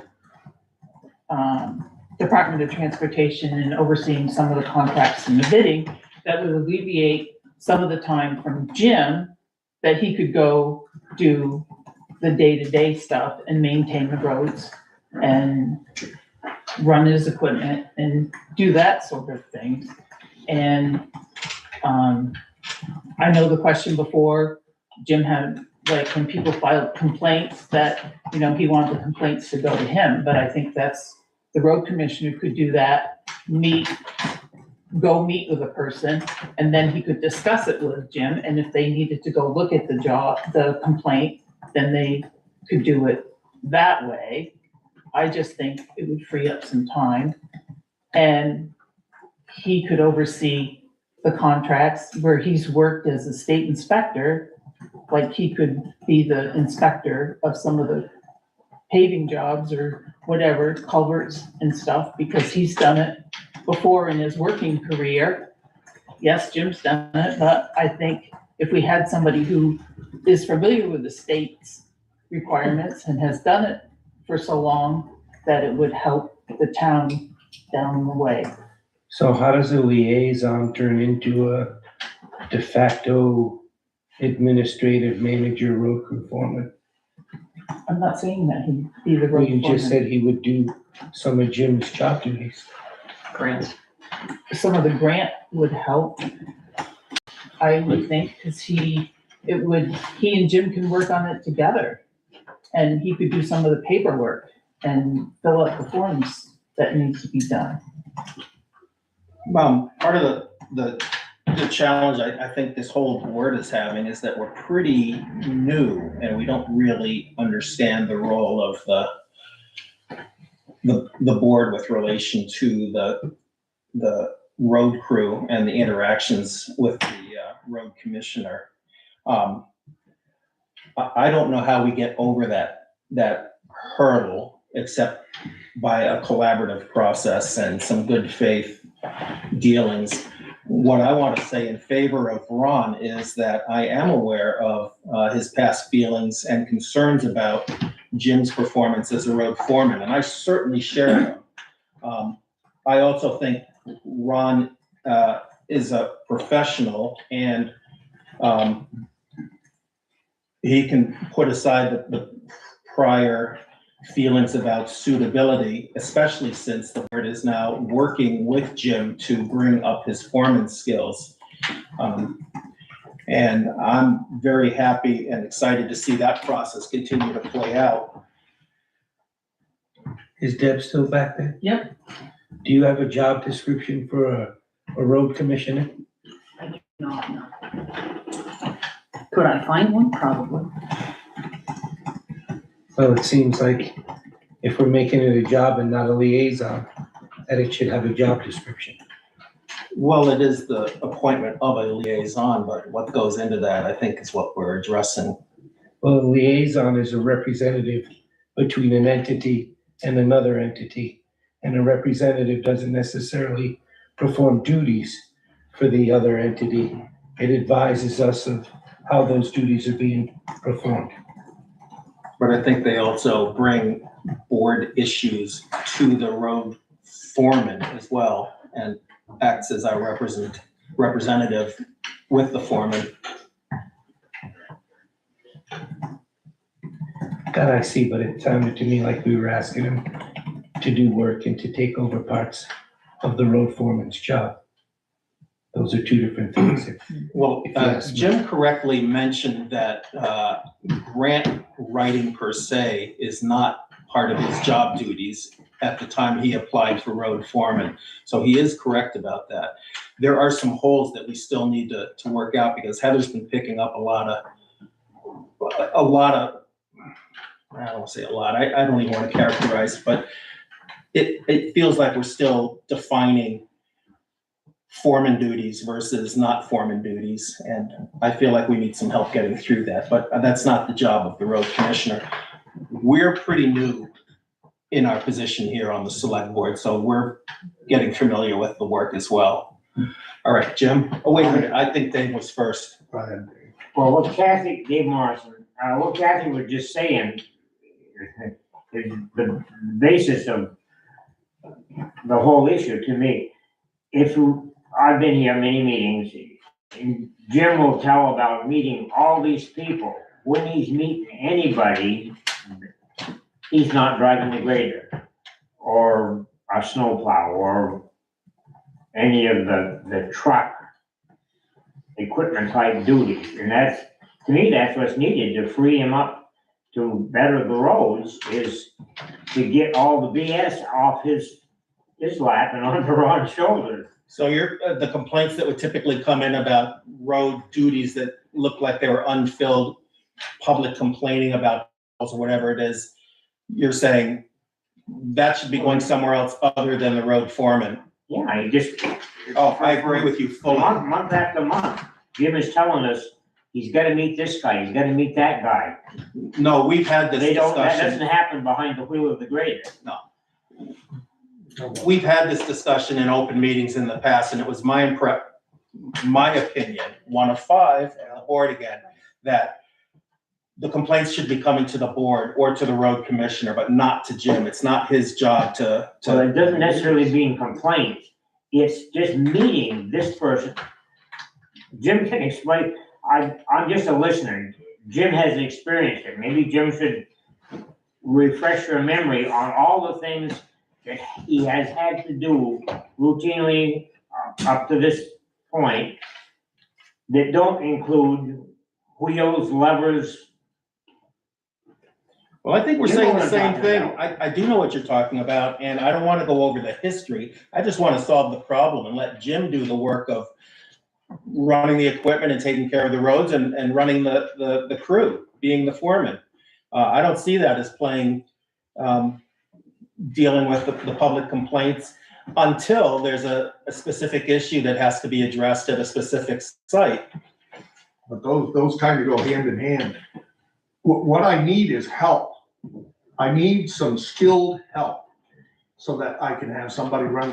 When Lyle was the road foreman here, we had 4 guys, okay? 3 guys could run the grader. So one person could be off doing something else and you still had a grader operator. 3 of us could run the excavator. We could all drive truck. We were well balanced. 4 people. We're down to 2 people. And Sean can drive truck. I have to run the grader. I have to run the excavator. I need some skilled help. Deb mentioned exactly along those lines that we can get people into a road grader program and training. Yeah.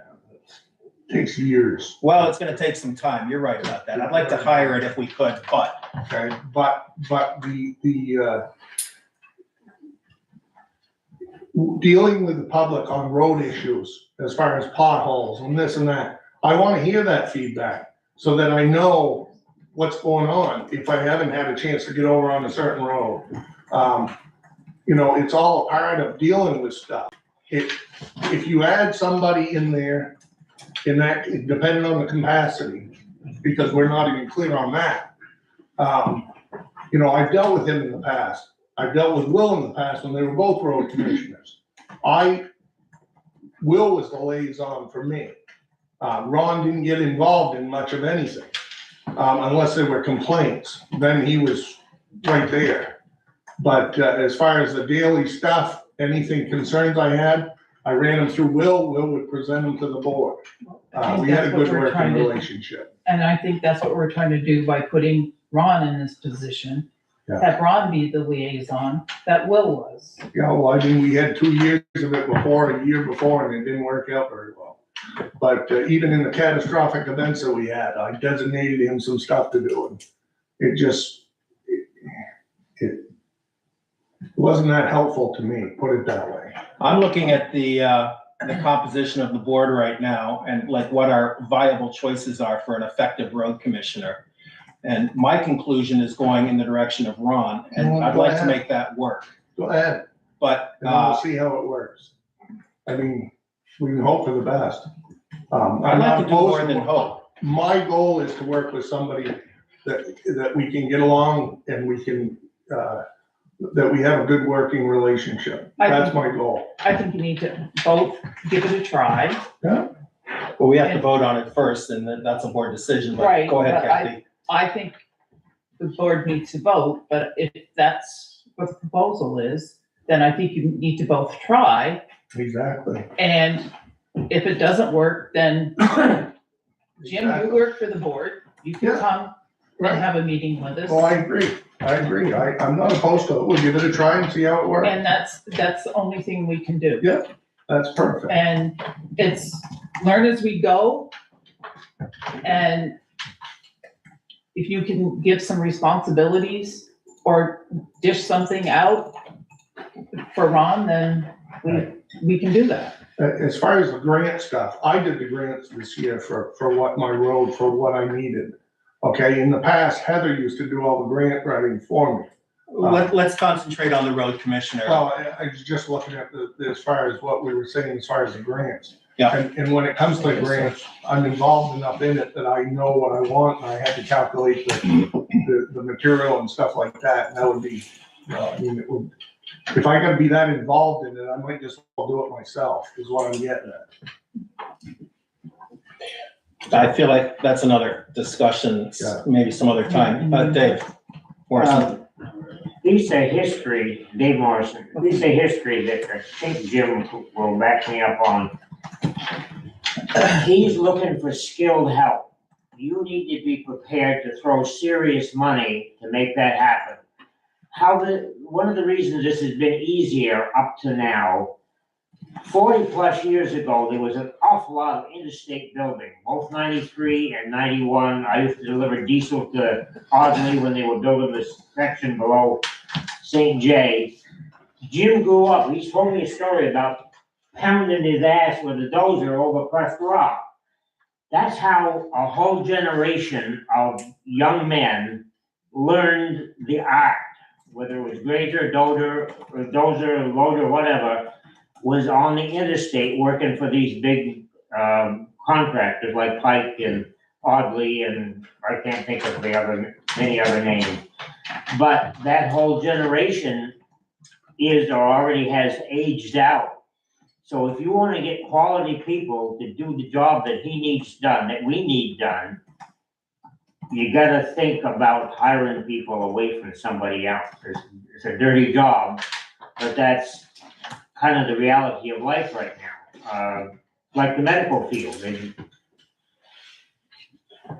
the supply of the skilled people are scarce. And what he needs is scarce, and money is very attractive. Thank you. I mean, the employee I have now is very helpful and he does a good job. And I'm not running him down at all. He has his place, he can do what he can do. He's just, when it comes to certain things, he's limited because he doesn't have a lot of experience in doing it. But he's made great strides and he's improved. But that's still a far cry from somebody that has the skill set and the skill level that we really should be looking into. Dave, I appreciate your history lessons. Has the board ever abdicated the road commissioner off to a private citizen before? Oh, yeah, we used to elect a road commissioner, Morris Pelletier.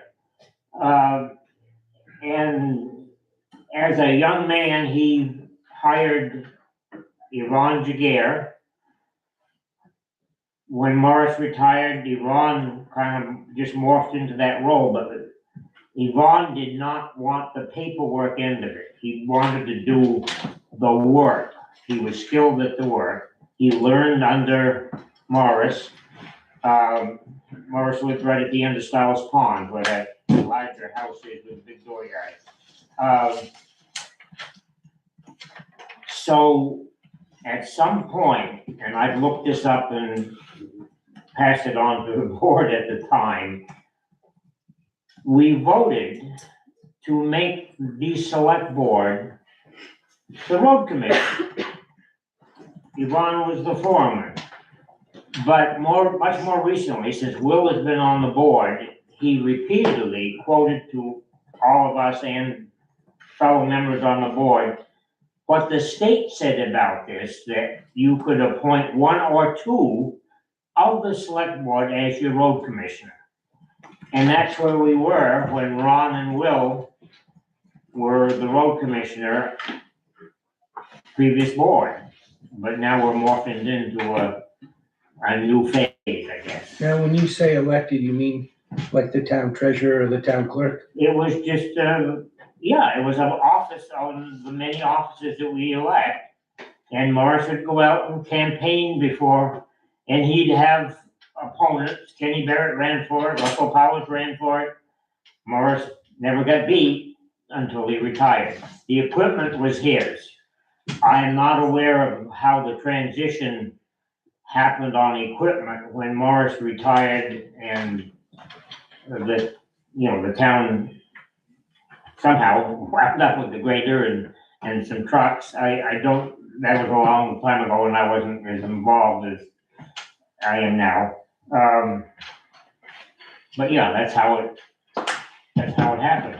And just so I'm clear, when you say elected, they weren't select board members as well? They were just the road commissioner? Oh, he was just a man. Kenny Barrett was just a man. Russell Powers was just a man. You were just a person before you were elected. It's just like that. Deb is just a person. Dave, can I interject here and ask actually what the relevance is of the conversation we're having today? Because it's a history lesson and I appreciate Well, that. Sean asked me a question. I asked them. Okay, but we're talking about history and apparently the laws and the rules have changed to today. Sean asked me a question, I was responding. All right, fair enough. Yep, enough. Let me see. Jim, I see you back there, but let me get Ron first. No, I'm just gonna respond to Sean's. Not only his concern with me, but his concern with having a non-select board member as the road commissioner. If you look in your municipal employees survey that is downstairs in the office, there's a list of people, of towns that have appointed or elected road commissioners. And so some are still elected, but there are, and it was obvious from, I've looked at the list, and it's obvious from it that some of them are full-time employees, even in small towns. They're full-time employees that I assume, I don't know, because it doesn't give that detail in the thing, are part of the road crew. There are others that are Obviously not, because, you know, the salaries range from $500 up to, I don't know, there was one that was, I don't remember what it was, 20 some odd $1,000. Actually, there are some that are much more than that the full-time, but the part-time ranged anywhere from 500 to like 4,000 something. Let me interject if I can. Dave, you are actually correct here. I'm reading now, partially correct at least. 17 VSA section 2651. Hannah, did you get that? Can you repeat it? 17 VSA section 2651 states, unless the town votes to elect road commissioners, Dave, the select board shall appoint forthwith one or two road commissioners, and may remove road commissioners appointed by them for just cause after notice and hearing. The select board may appoint one or two members of their own board to serve as road commissioners. So that permissive language that they may elect from their own members, the select board members, also means that they can go out into the public and choose somebody from the public. Well, that's what Will had run by us multiple times over recent years. And So anyway, we wound up with Will and Ron as to fit that description. right. The statutory language is clear that we can go outside of the select board. And I think given the relative lack of experience of the general select board, that's the motion and second on the table. If the board votes it, great. If not, we'll go back and figure something else out. I would offer a different proposal. Why not have it be someone on the board, right? You have, selectmen are already paid a stipend, so we don't have to deal with this additional expensive money on behalf of the town. There's no additional layer of bureaucracy. Any complaints that the select board sees, the then road commissioner would also see immediately. They'd be able to have that conversation. It's not a separate individual who has to take time to show up to select board meetings at the select board's request. They will already be there.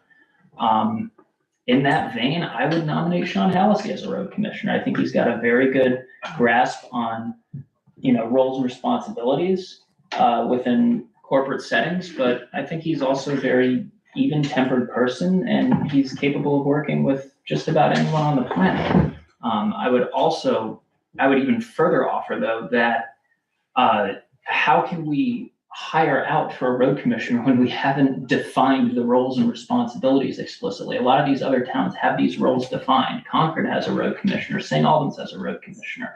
Have we reached out to any of these towns to see what they have their road commissioner do before we take this step? Our Oh, own good points. elected road commissioner. But we still need to get a road commissioner, and Why do we need to get a road commissioner before we've defined what the role is? That it seems like putting the cart before the hearse. When I was on the select board in Concord, I was on it for 6 years. I was also the road commissioner. And I was the liaison between the road foreman and the select board. So I didn't have a separate role. I was a select board member, also the road commissioner. And then I had my own private practice, my private construction company. But now that I'm not on the board anymore, the road foreman's actually the road commissioner. But I just wanted you guys to know, like what Will said, that, you're talking about adding money. Where's that money gonna come out of? Whose budget's that coming out of? this year it seems like we're gonna have a surplus because we've been operating with 2 road crew for a bit. Next year, it's a different problem. The state had a surplus when they had federal dollars under COVID, and now they have programs they can't afford that people rely on. Do we want to put the town in that kind of position? Can I speak? Yeah, have to go ahead. I think it should be an outside citizen because no one on the board has any road experience, is mine. And do you have time, Sean, to do it? And it didn't work last year. It absolutely did not work last year. In what way did it not work last year? Ethically, you were filed. Yeah, I don't think we should go I there. don't think we should go there. It ended up being a conflict. There was a whole investigation done, and I just don't think it worked. And you were having meetings with Jim, and as a road commissioner, and if you were having meetings with him, you didn't report back every meeting what you and Jim had discussed in a meeting, and I don't think it worked. Okay, so if it doesn't work with me, then that's fine, but who's to I say just that don't- wouldn't then work with Sean? Again, this is about defining roles and responsibilities. We're putting the cart before the horse. We're trying real hard to put someone in the seat now, before we've even determined what it is they're gonna do. Well, respectfully, I'm of the opinion that you have a conflict of interest and you ought not even be participating in this conversation. Well, You have made your decision and that's where we're at for the time being. And your opinion in an opus card will get you on the metro, Mr. Yarrow. Mr. Chairman. You don't have to get hostile about it. We've been through that. Mr. Chairman, don't you have a seconded motion on the floor? We do. It should be voted on. Any more conversation about it? Can I just say one more thing before you vote? I didn't approach Tim asking to do this. Correct. Tim asked if I was willing to do it. I said I was willing to do it. I admit that I wasn't willing to do it because I think it could take a fair amount of time. I wasn't willing to do it for nothing. Obviously, with a $1,500 stipend, it's not a great deal of money. That's not what I'm funding my retirement off from. I'm not counting on it. Probably $1 an hour. You know, so it's like, Depends on the but- role. but if you're not comfortable with me doing it, not comfortable with spending the 1,500, you're not that you're worried about my feelings, but you're not gonna hurt my feelings. You know, whatever you guys want, whatever the board wants. I saw Jim's hand, but let me just comment also that the road commissioner is reappointed every year. So if it's a budget item that you're worried about, Sean, that gets addressed every year when we appoint a road commissioner. Did we budget for that last year? No, but we've got funds in the road department because of the shortage of staff that we haven't had to pay for a bit. So I'm just saying, the money's probably there this year. Jim, did you have another? Well, it's,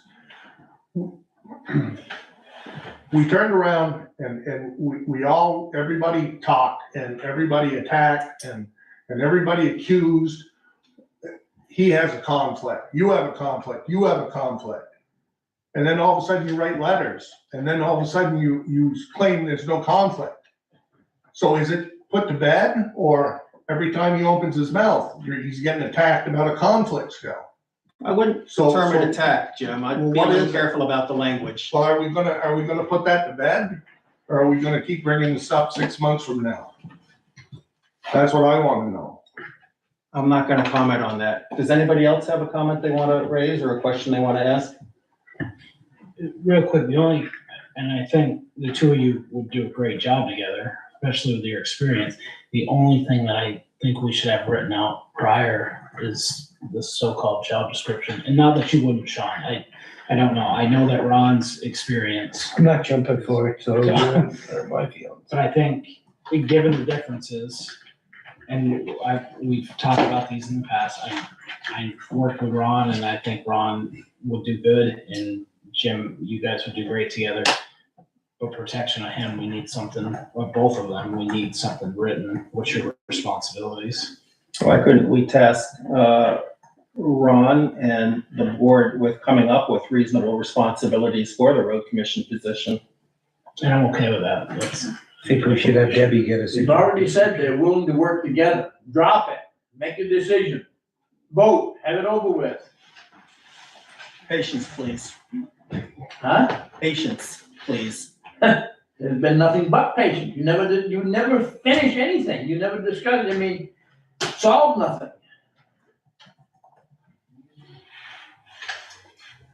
Please vote on your motion. I feel like we've had a pretty good discussion about it. Call the question then?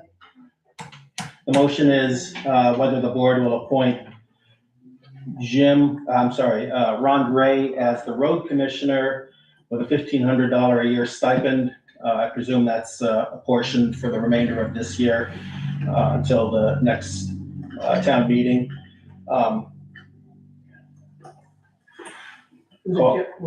Can I just add, with a job description And to come up with the motion will include by a certain date, please? From Deb. Ron, if this were to pass, then would you and Deb be able to work something out by June 1st? Wait a minute, Deb, can you just get us a job description? Yeah, I've been Googling them while I've been sitting here. There's a couple Yes, towns that have them. please. I don't think he should be involved in making his own job description. Right, No, but I think we should come up with a job description Are you- by a certain date, and I would like that added to the vote. All right, so the board, then the motion is amended to include a job description to be approved no later than June 1st. Yep. Is the board inclined to vote tonight on the appointment itself with the job description pending? Or do you want to push the whole thing off to June 1st?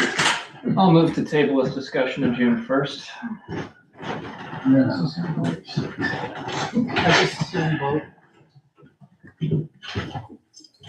I prefer to vote. My motion died, didn't have a second, so. All right, so, motion on the table is appoint Ron Gray as the road commissioner.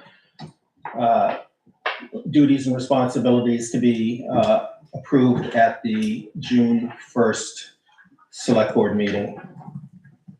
Ron, are you agreeable with at least the process here? And Yeah, and I'm fine. You know, it's, Okay. Yeah. All right. All those in favor of the motion then, please say aye. Aye. Aye. All those opposed? Nay. That sounds like 3-2 in favor of the motion. It appears the ayes have it. The ayes do have it. All right, Ron, congratulations, and hopefully we won't be saying I'm sorry. Thank you for taking this on. Does your wife know? Just a procedural note, she's not happy. the town at any time on next year's warning or successive year could vote to undo what we did in the 70s and elect a road commissioner. Yeah, I was gonna bring that up. The statute allows us to do an election of the road commissioner as well. And if that wants to be on the town meeting docket, I'm not pushing that, I'm just saying that could happen, to complicate the thinking. understood. Put it on your possible agenda for November. All right, so we have a road commissioner, thank you. Matt Walsh was going to talk to us about Act 250 for the town garage discussion and action. I don't see Matt Walsh in here, so that's going to be an item for hopefully next time. The investment fund, quick discussion. Heather and I met with Edward Jones, Representative Tom O'Reilly on Friday. He's putting together a proposal. We expect we're gonna have a good presentation at the May 27 town information session. And hopefully we'll get a good turnout for the session. There's a lot to discuss, or at least a lot of information the town may want. So I'm looking forward to that. Any questions? There's a lot going on here, a lot of moving pieces, but any sort of like broad questions about this? I would assume a lot are gonna be answered on the 27th.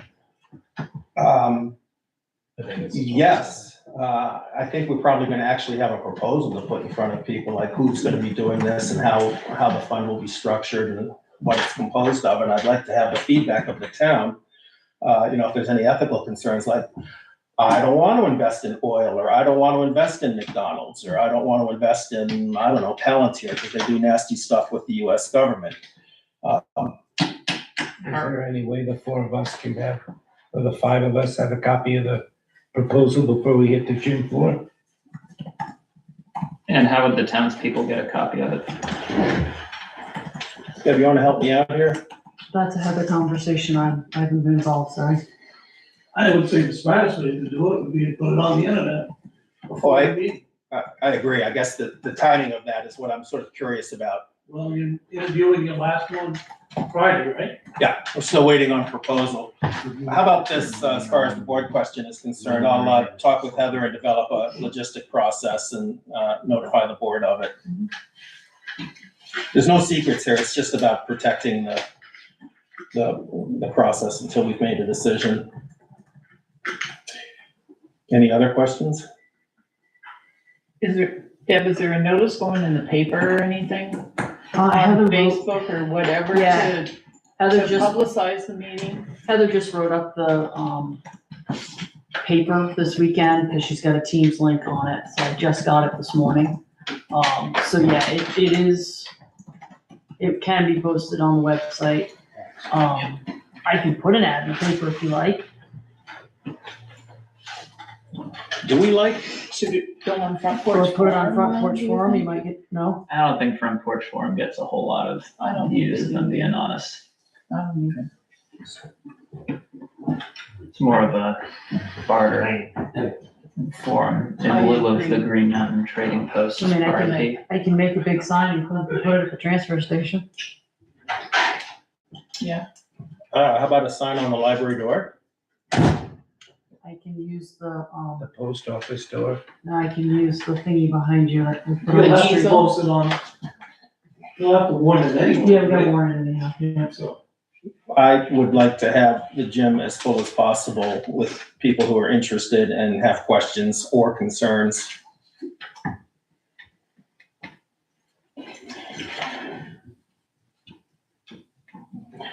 Any other questions or thoughts about the meeting on the 27th, investment meeting on the 27th?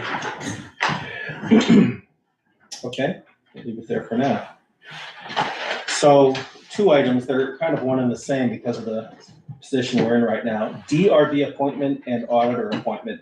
I understand from Deb that we do not have a potential candidate for either. The only thing I think I can ask is regarding the DRB. Sean, you're on the DRB, aren't you? Yeah. Are you aware of any possibilities? I spoke to Katie on my street, who's gonna call Robin. I don't know her last name. Katie, okay. She's a realtor. Oh, Ross, yeah, Katie Ross. cool. ROSS. I've dealt with her for other reasons in the Waterford Springs. Okay, great. And Kathy, do you have any lingering leads as the No. I reached out to Erin last week and Auditor. asked her and Aaron Dimick? Dimick, Yeah, and she had 2 or 3 people she thought would be good, and she's reached out to them, and there's no interest. okay. Deb, where are we at with the need to get this position filled? The auditors haven't met with Marcel in a few months. I can't answer the DRB, I'm not part of that board. I asked you. Regarding, well, yeah, would you please, and Lacey? Okay. Is it starting to impede business? The lack of an auditor. It just means they have a little more work when they finally get here. Yeah, I can't remember if they met in February or not. I know they haven't met since. I didn't meet in February. Okay, so I haven't met. February to now. We usually did it quarterly. So they should be meeting. And lots of times there were only 2 of us that did it. Right. So, but they should be doing it. Because 6 months would be a long time to try to do. Deb, I would be happy to meet with you and take any suggestions from the select board, how we can accelerate potential interest for either position. You're gonna get back to us on Katie Roselle, Well, she's calling Robin. she's the chairman, McElhaney. Okay, And then I would say reach out to Erin and see if she has any thoughts.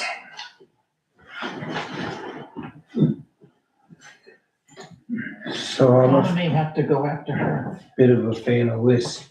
Does anybody know if there's a list of CPAs or accountant types that live in town that we could reach out to? I don't. Is I there a hadn't way thought of that angle. to get a handle on a list like that? Well, Donna has auditing experience. She's the one who got elected this year, so. Right. She worked for the federal government, right? Doing all that? I don't. Can't remember what she said at the town meeting when she gave her background, but she's done a lot of audits. What's Donna's last name? Heath. Heath. Heath, like it sounds. Mm-hmm. Okay. Deb, I'm gonna follow up with you on Okay. both suggestions tomorrow. All right, anything else regarding DRB appointment or auditor appointment? Then, Will, you have an NVDA update? Yeah, so I sent you guys an email a couple of days ago. I'm not sure if you got a chance to look at the future land use map that the NVDA mocked up. It's pretty much the same.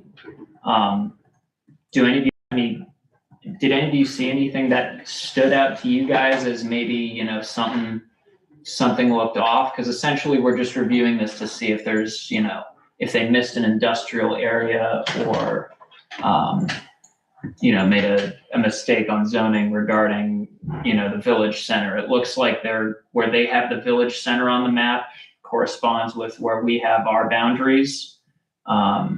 We just drew ours in a circle, whereas they actually drew it along the physical lot lines. They have an industrial plot over by where Pike and the town garage are. Looks like there's another one further down Duck Pond Road, which that one confused me a little. I don't know the history of that. That's over down past where the Galanders live, closer to Lower Village Road. But otherwise it looks pretty straightforward. The one big question mark hanging over this is the vast majority of town, like 99% of town, is either denoted on this map as rural general, rural forestry and ag, or rural conservation. And now that the House has voted to repeal the sections of Act 181 pertaining to Tier 3 and the road rule, we kind of don't know what's going to happen. So there's a Zoom that I have and other NVDA reps are going to have on Wednesday evening with the Land Use Review Board, which is the body that will ultimately decide, with whatever finally happens with Act 181, how that would be implemented regarding Tier 3 zoning regs. Obviously the road rule's dead, but even like Tier 1 and Tier 2 stuff. So if you guys, or if members of the public, it looks like just you, Dave or Hannah, have any questions on your mind, I'm sure we all have a lot that we'd like answered. I can take them now and I can pass them on ahead of time to them. I appreciate your work on this because it's a hard time to be doing it. Yeah, a lot of moving parts. Yeah, there is right now, and I appreciate you putting all your time into it. I second that. Well, if I'm seeing the map correctly, it looks like Waterford is kind of an easy subject. There's, light industrial or industrial in two spots on Duck Pond Road. The town center in dark purple down at the bottom along the Connecticut River. There's one section out. What is that? Passumpsic River? Is that the dam down there? That's part of Passumpsic Village. Passumpsic Village kind of straddles the Waterford and Barnett line. Yeah. So that's what that is denoting. And the hash marks are floodplain? Yes. Yes, or wetland more specifically. What changes with potential Act 181 rewrite? Well, or that's. amendments, I should say. Well, that's an excellent question. What it was looking like with the way they had designated the road rule in tier 3 was that it was going to become rather restrictive on what could be developed in tier 3 areas, which are your rural general, rural ag and forestry, and more specifically rural conservation lands. And it's worth noting that the future land use map here is really like a suggestion from the NVDA of how towns should, set up their zoning rules and regs. Ours pretty much match this to a T. I think there's one commercial district that they missed over by where Calco and Eddie's Bakery and the school are. If I pull that document up, I'm zooming in on the map and that's not coming up as commercial at Eddie's Bakery. It's not, and I'm not sure if we ever actually rezoned that or not in this town. To that area to industrial commercial, I know it was proposed. But either way, this isn't, necessarily exhaustive or restrictive. This is just what the land use review board would ultimately look at to say, okay, this is generally what we're working with in this town. And we see a lot of, tier 3 areas, et cetera. All the regional planning commissions like Two Rivers and I can't remember the names of the other ones. They all submit similar documents, similar maps to the land use review board. And yeah, primarily within the NVDA, your major areas that have tier 1 development potential are like Hardwick, St. J, Linden. I believe Burke has some, Newport, Derby, and that might be it.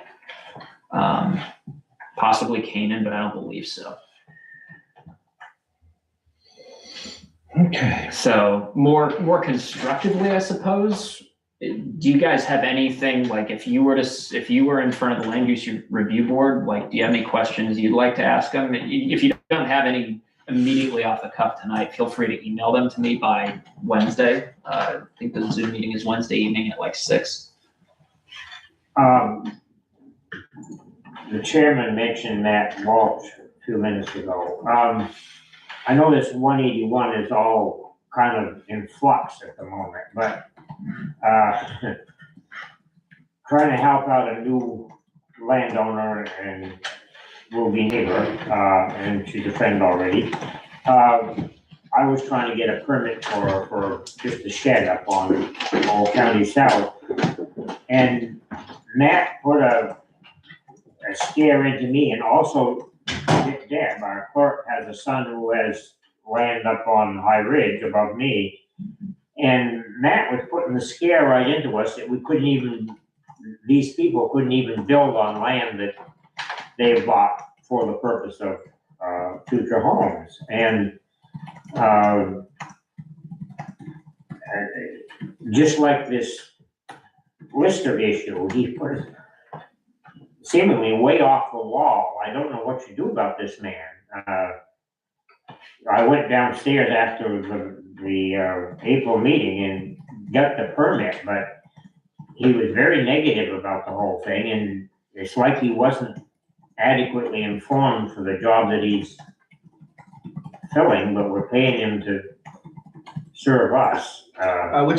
Who's the person you're referring to? Zoning administrator. Matt Walsh? Matt Walsh, Okay. yeah. I know you have an issue with him on the Lister story, but, and Deb will tell you the same story I'm telling you, that he's just putting out false information, basically. Well, yeah, I know what you're referring to, and I think that was corrected by the listers, so there's no concern active right now regarding that. Right, the state backed them up. Yes, the listers were But backed on up. this zoning issue, he just was selling almost a point of view that is inaccurate. This gal's piece of land is right up there on Old County South, and just an open field. Why should anybody be able to, her realtor said he was misinformed, and it's all about looking at these maps, and overlays, and I just think you ought to be talking to him about, performing his job at a better, more accurate level than we are paying. Yeah, your point is taken. There's some things that can't be discussed right now because it does involve an employee contractual issue, so. Yeah, okay, I just wanted you to understand that what has happened up to this point with him and Deb. The person you're trying to assist, have they actually started a process of Yeah, we got a little, building permit? we got the permit. Kathy's been, I'm sure, seen the little thing in the field near Peter and Claire's here, just a little 8x12 shed. So it's all working out, but he was portraying it that the state may come back and make you tear it down, and there's been a story about the new homeowner with a nice fancy home in the garage right next to Scott Hofer down here, that somebody actually did come after it. I don't have any more facts on that. I don't even know the guy, the homeowner's name down there, but that's down in your district. Dave, I would want to bring this part of the conversation to a close only because we're in like speculation territory. Yeah, But yeah. I've taken your point, and I do have a note here to reach out to Mr. Walsh for our purposes, both the Yep. employee Thank you. and the Act 250. Tim seemed to be on that track, so I stuck in my 2 cents. If I can circle back briefly to the land use review board, one question I'm gonna have for them, which is probably gonna be asked by a million other people, and every NVDA rep is gonna be on that Zoom call. But the housing targets that the NVDA projected for towns, all they did was they took the pre-COVID rates of growth in housing units and the post-COVID rates of growth in housing units to account for, well, this is what happened in normal times, this is what happened during the COVID boom. You know, the math should shake out somewhere in the middle in theory, if not on the low end. So they just kind of gave every town a target for new housing units to be built or developed based on those numbers, but they also said that they primarily anticipated those housing units showing up in tier 1 areas based on what was then the writing and the intent of Act 181. So it's probably the same question that everyone will have for the land use review board from a rural town like ours, but how does that shake out for us when we've got 99.9% of our land is rural general or more conserved? And how are we gonna meet and accommodate new housing targets anticipating future growth? Is that a question you're ready to ask? Well, it's a question I think I'm ready to ask. I think everyone wants to know. It's kind of the anxiety that everyone around here has. A lot of people around here have around Act 181.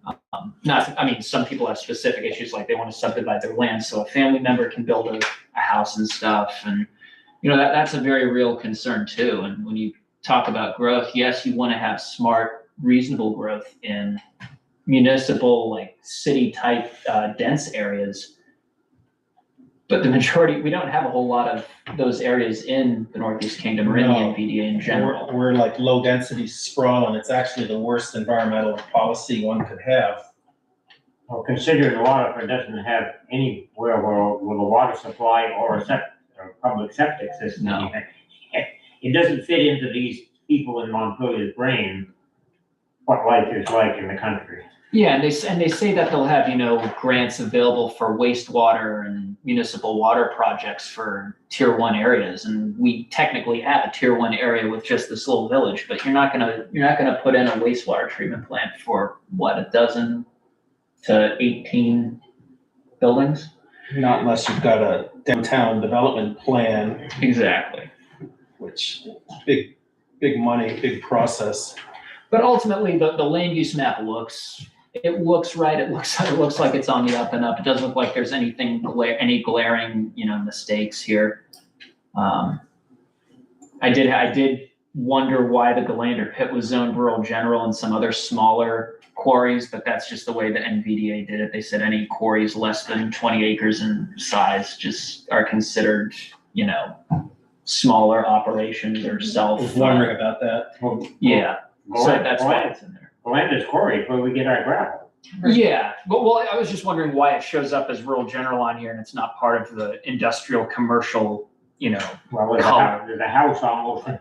Yeah, and it's primarily residential land. Kevin's son is living, built a house right on the edge of where we get our gravel every day, which is almost completed. Yeah.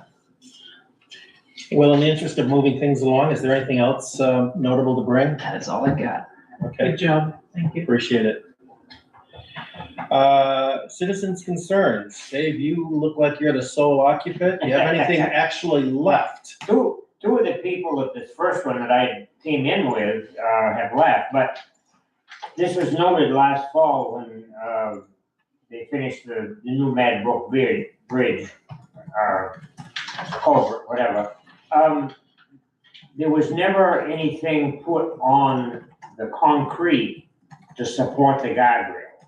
So if somebody should unfortunately bump into either guardrail on the concrete portion of the bridge, it would pull the side posts that are just in the dirt in.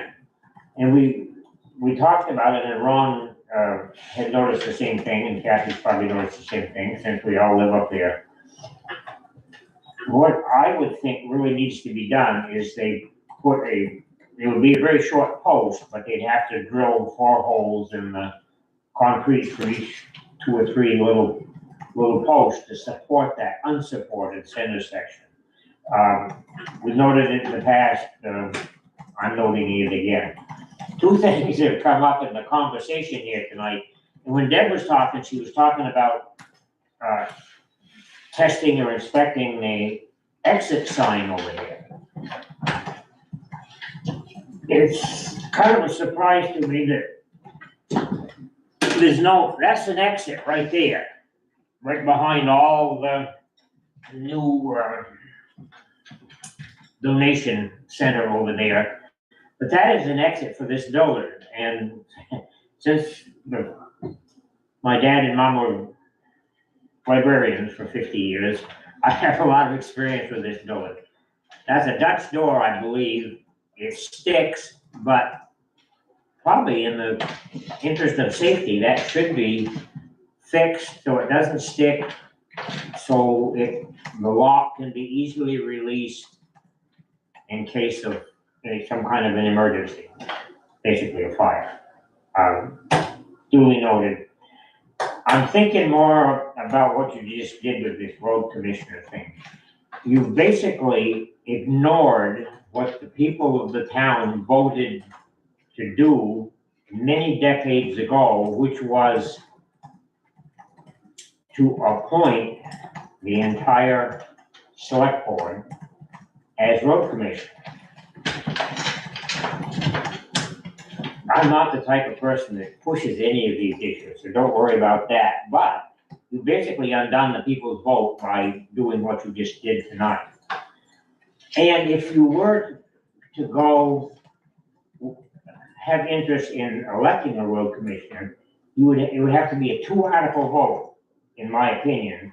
One would be to undo the vote that we took back in, I believe it was in the 70s.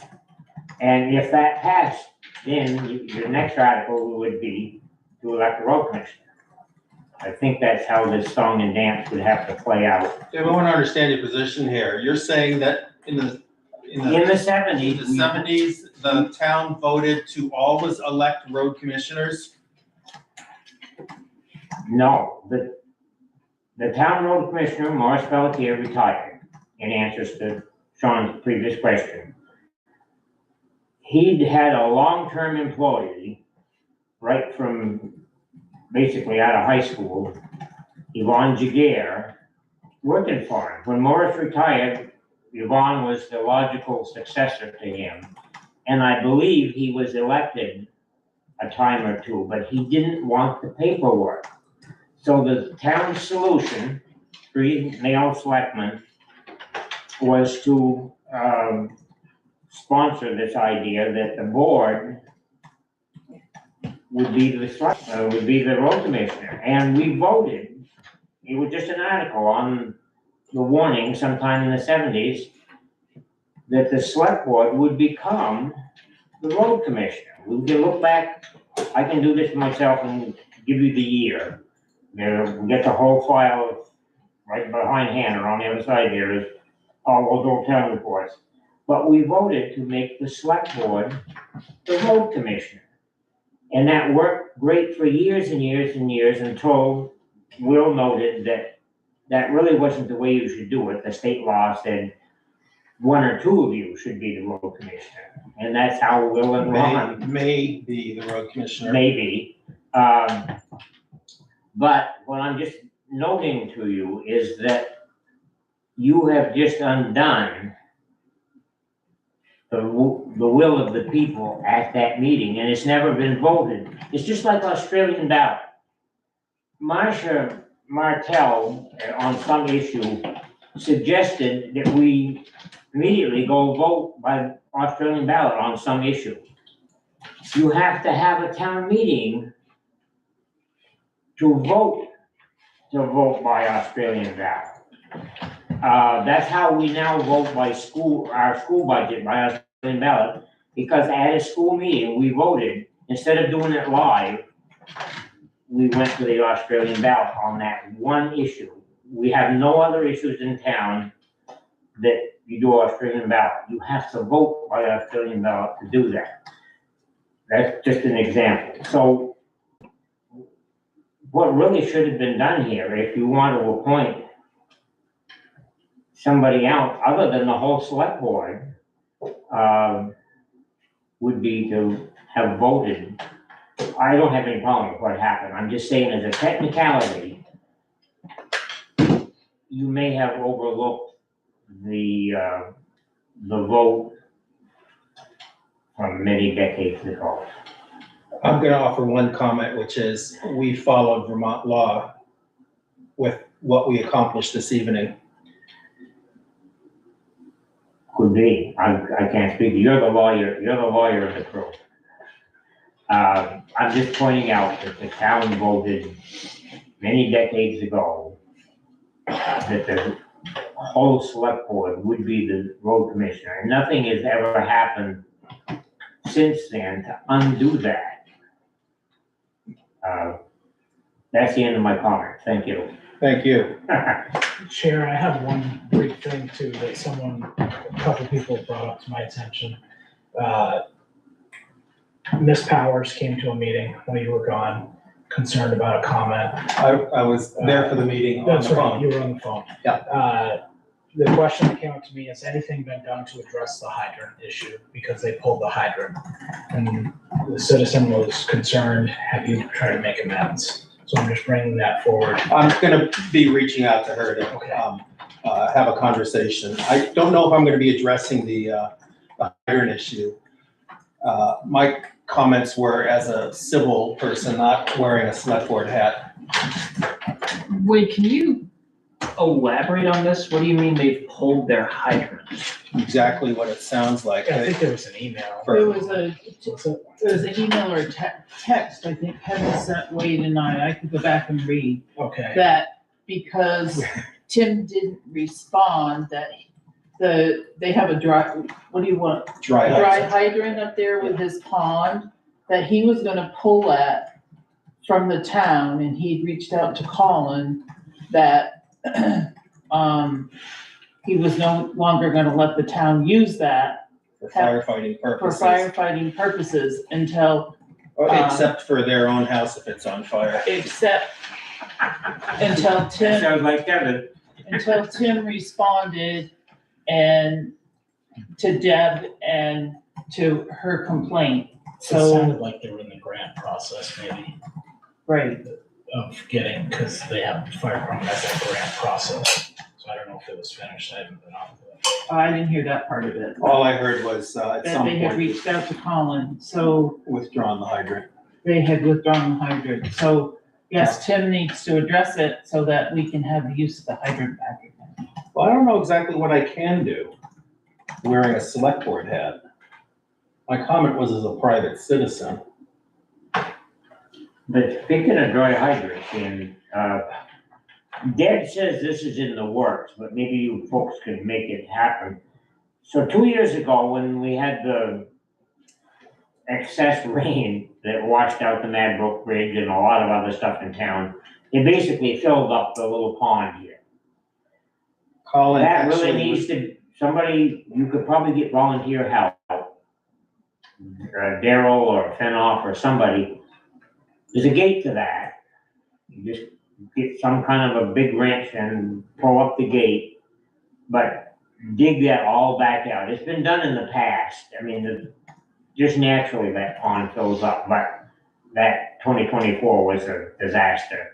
So I don't even know if their hydrant is covered or not. I talked to Colin about that. The dry hydrant down here is unusable right now for firefighting in Okay. the lower village. So, I don't know if your suggestion is viable, but It needs to be dug out, the bottom line. It needs to be dug out and the pond refilled with usable water, not usable mud. Is that pond town property or is that Rabbit Hill in? I think it's It's Rabbit Rabbit Hill Hill property. property, but I'm not sure. It is Rabbit Hills. They need an easement. Some sort They of, got a little gazebo down there. And they used to let their guests and stuff go down there and whatever, it was part of and I think when Brian and Leslie owned it, they let the town use it as a dry hydrant. They made some arrangement with the town. all right, I'm guessing if the Rabbit Hill burned, they wanted to make sure that they had access to water. that is a problem. So I guess to answer the way, you need to meet with Deb sooner than later to see if we, and put that to bed so that we can get the use of that pond back, hopefully for the town of Waterford, for us people up on the hill. If I'm meeting with Ms. Powers, it's as a select board member, as chair as well, to see if we can negotiate a way back to using their dry hydrant. I think that's the absolute extent of what I can accomplish on behalf of the town. Anybody disagree? I think some form of attempt probably should be made. Regardless, I think all of that's within your authority as an individual selectman. I don't think you need an order from us to do or not do that. I think so, but it's a little bit delicate because of the private hat versus the public hat. Anyway, I'm happy to reach out, so I will do that, and I'm hearing general agreement from the board that might be a wise, worthy step. So anything else from citizens' concerns? Not that I'm No. inviting it. Just good luck, because you're dealing with Kevin, and we don't have time enough for me to tell you all of my Kevin stories. He was the baby of the family, he was spoiled rotten, and he's a brat. You want those comments in the Thank minutes? you for all your good service. Thanks, Dave. Have a good executive session. And all the best to you. All right, let's see, agenda items for next meeting. I've got a list from Deb. Do you just want to put that off, or does anybody want to offer anything? Well, we need to add a couple things from tonight. Deb was taking notes. What specifically, Kathy, if you were taking notes? The ethics letter from Jim Hayes, Ethics. Yeah, thanks. we put that, Anybody know what that's tabled about? that. I gave it to Marcel, it's just, he wants to know the process of an ethics complaint. Okay, so that's So that perfect. is part of the ethics liaison appointment, was that Marcel was going to have, or Deb, how to do that. Okay. I believe, right, Will? With It the was on Deb's list of like policy, complaint forms and policy policies housekeeping, and yeah. all that kind of stuff. Investigation and enforcement Right, policy. so is that the was gonna be appropriate one ready there. by June 1st. Yeah, right now it's out of our hands until we have a policy in front of us. Next. the credit card. All right, credit card, yeah, thank you.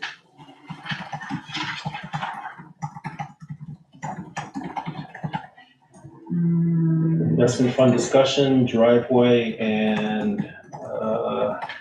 can't read my writing here, driveway and cemetery permit, yeah, Deb thought a couple were coming in, Job description for the road commissioner. thanks. Job description. Commissioner. Anything else? And whether you wanna do that and come up with something, you or Deb, or the job description, and send it out to the board Yeah, happy to. prior to the meeting. She was searching some. She was searching some so that we can, She's probably gonna use her HR person to help put that together and, there's some out there. I looked this afternoon too, under VLCT and all that kind of stuff. Some of the towns have them out there. okay. I think we should have that and approve it June first meeting, because they can't proceed until we have a job description. I feel. No, I think you're right. I think we're sort of wandering around in the dark until we have a good job description. And I think the board feedback would be pretty useful there too, so hopefully I can get something out to you well before the meeting. Let's not discuss it via emails, however. No, no discussion, just similar to what Will did, just send it out and have it for discussion at the meeting. Yep. All right, LEMP update. Sign off, that's an action item. Code of ethics, investigations and enforcement. Deb wanted that on the agenda, so I think she wants to move on that pretty quickly. That's all I got. Oh, and then, see if we can bring back Matt Walsh. At 250 for the garage. Did we just say we were gonna do that, or the part of it? Do you think that's gonna be part of the feasibility study, sure Sean? Yeah, and isn't it kind of putting the cart before the horse? Is it? I think so. I think we should do the feasibility study and then figure out about the Act 250, because I think that's what we talked about before, was I bet they're gonna include it in their feasibility. a synopsis of what we need to do, or And whatever. if we move to a design Right, phase, it will definitely be in that. of course. Right. Does a renovation require Act 250 or just a I don't Built believe in from new. renovation. So you should stick to the same blueprint. All right, I'm going to stick a pin in that for the time being. I would like to see, somebody reach out to Matt Walsh and have him come to an executive session to discuss some of the complaints in the contract that we have. It has to be done in executive session. Yeah, and I did reach out to him in an email saying exactly that. I'm gonna start pressing the issue a little harder. I'm looking at it as a collaborative problem solving rather than complaints. Because Whatever. he's the contracted, oh God, what is his Zoning contract? Zoning administrator. Zoning administrator. So, he's what we're working with. Admin, executive session. Thank you for bringing that up, Kathy, I would have forgotten. Anything else? I think that's enough. Probably.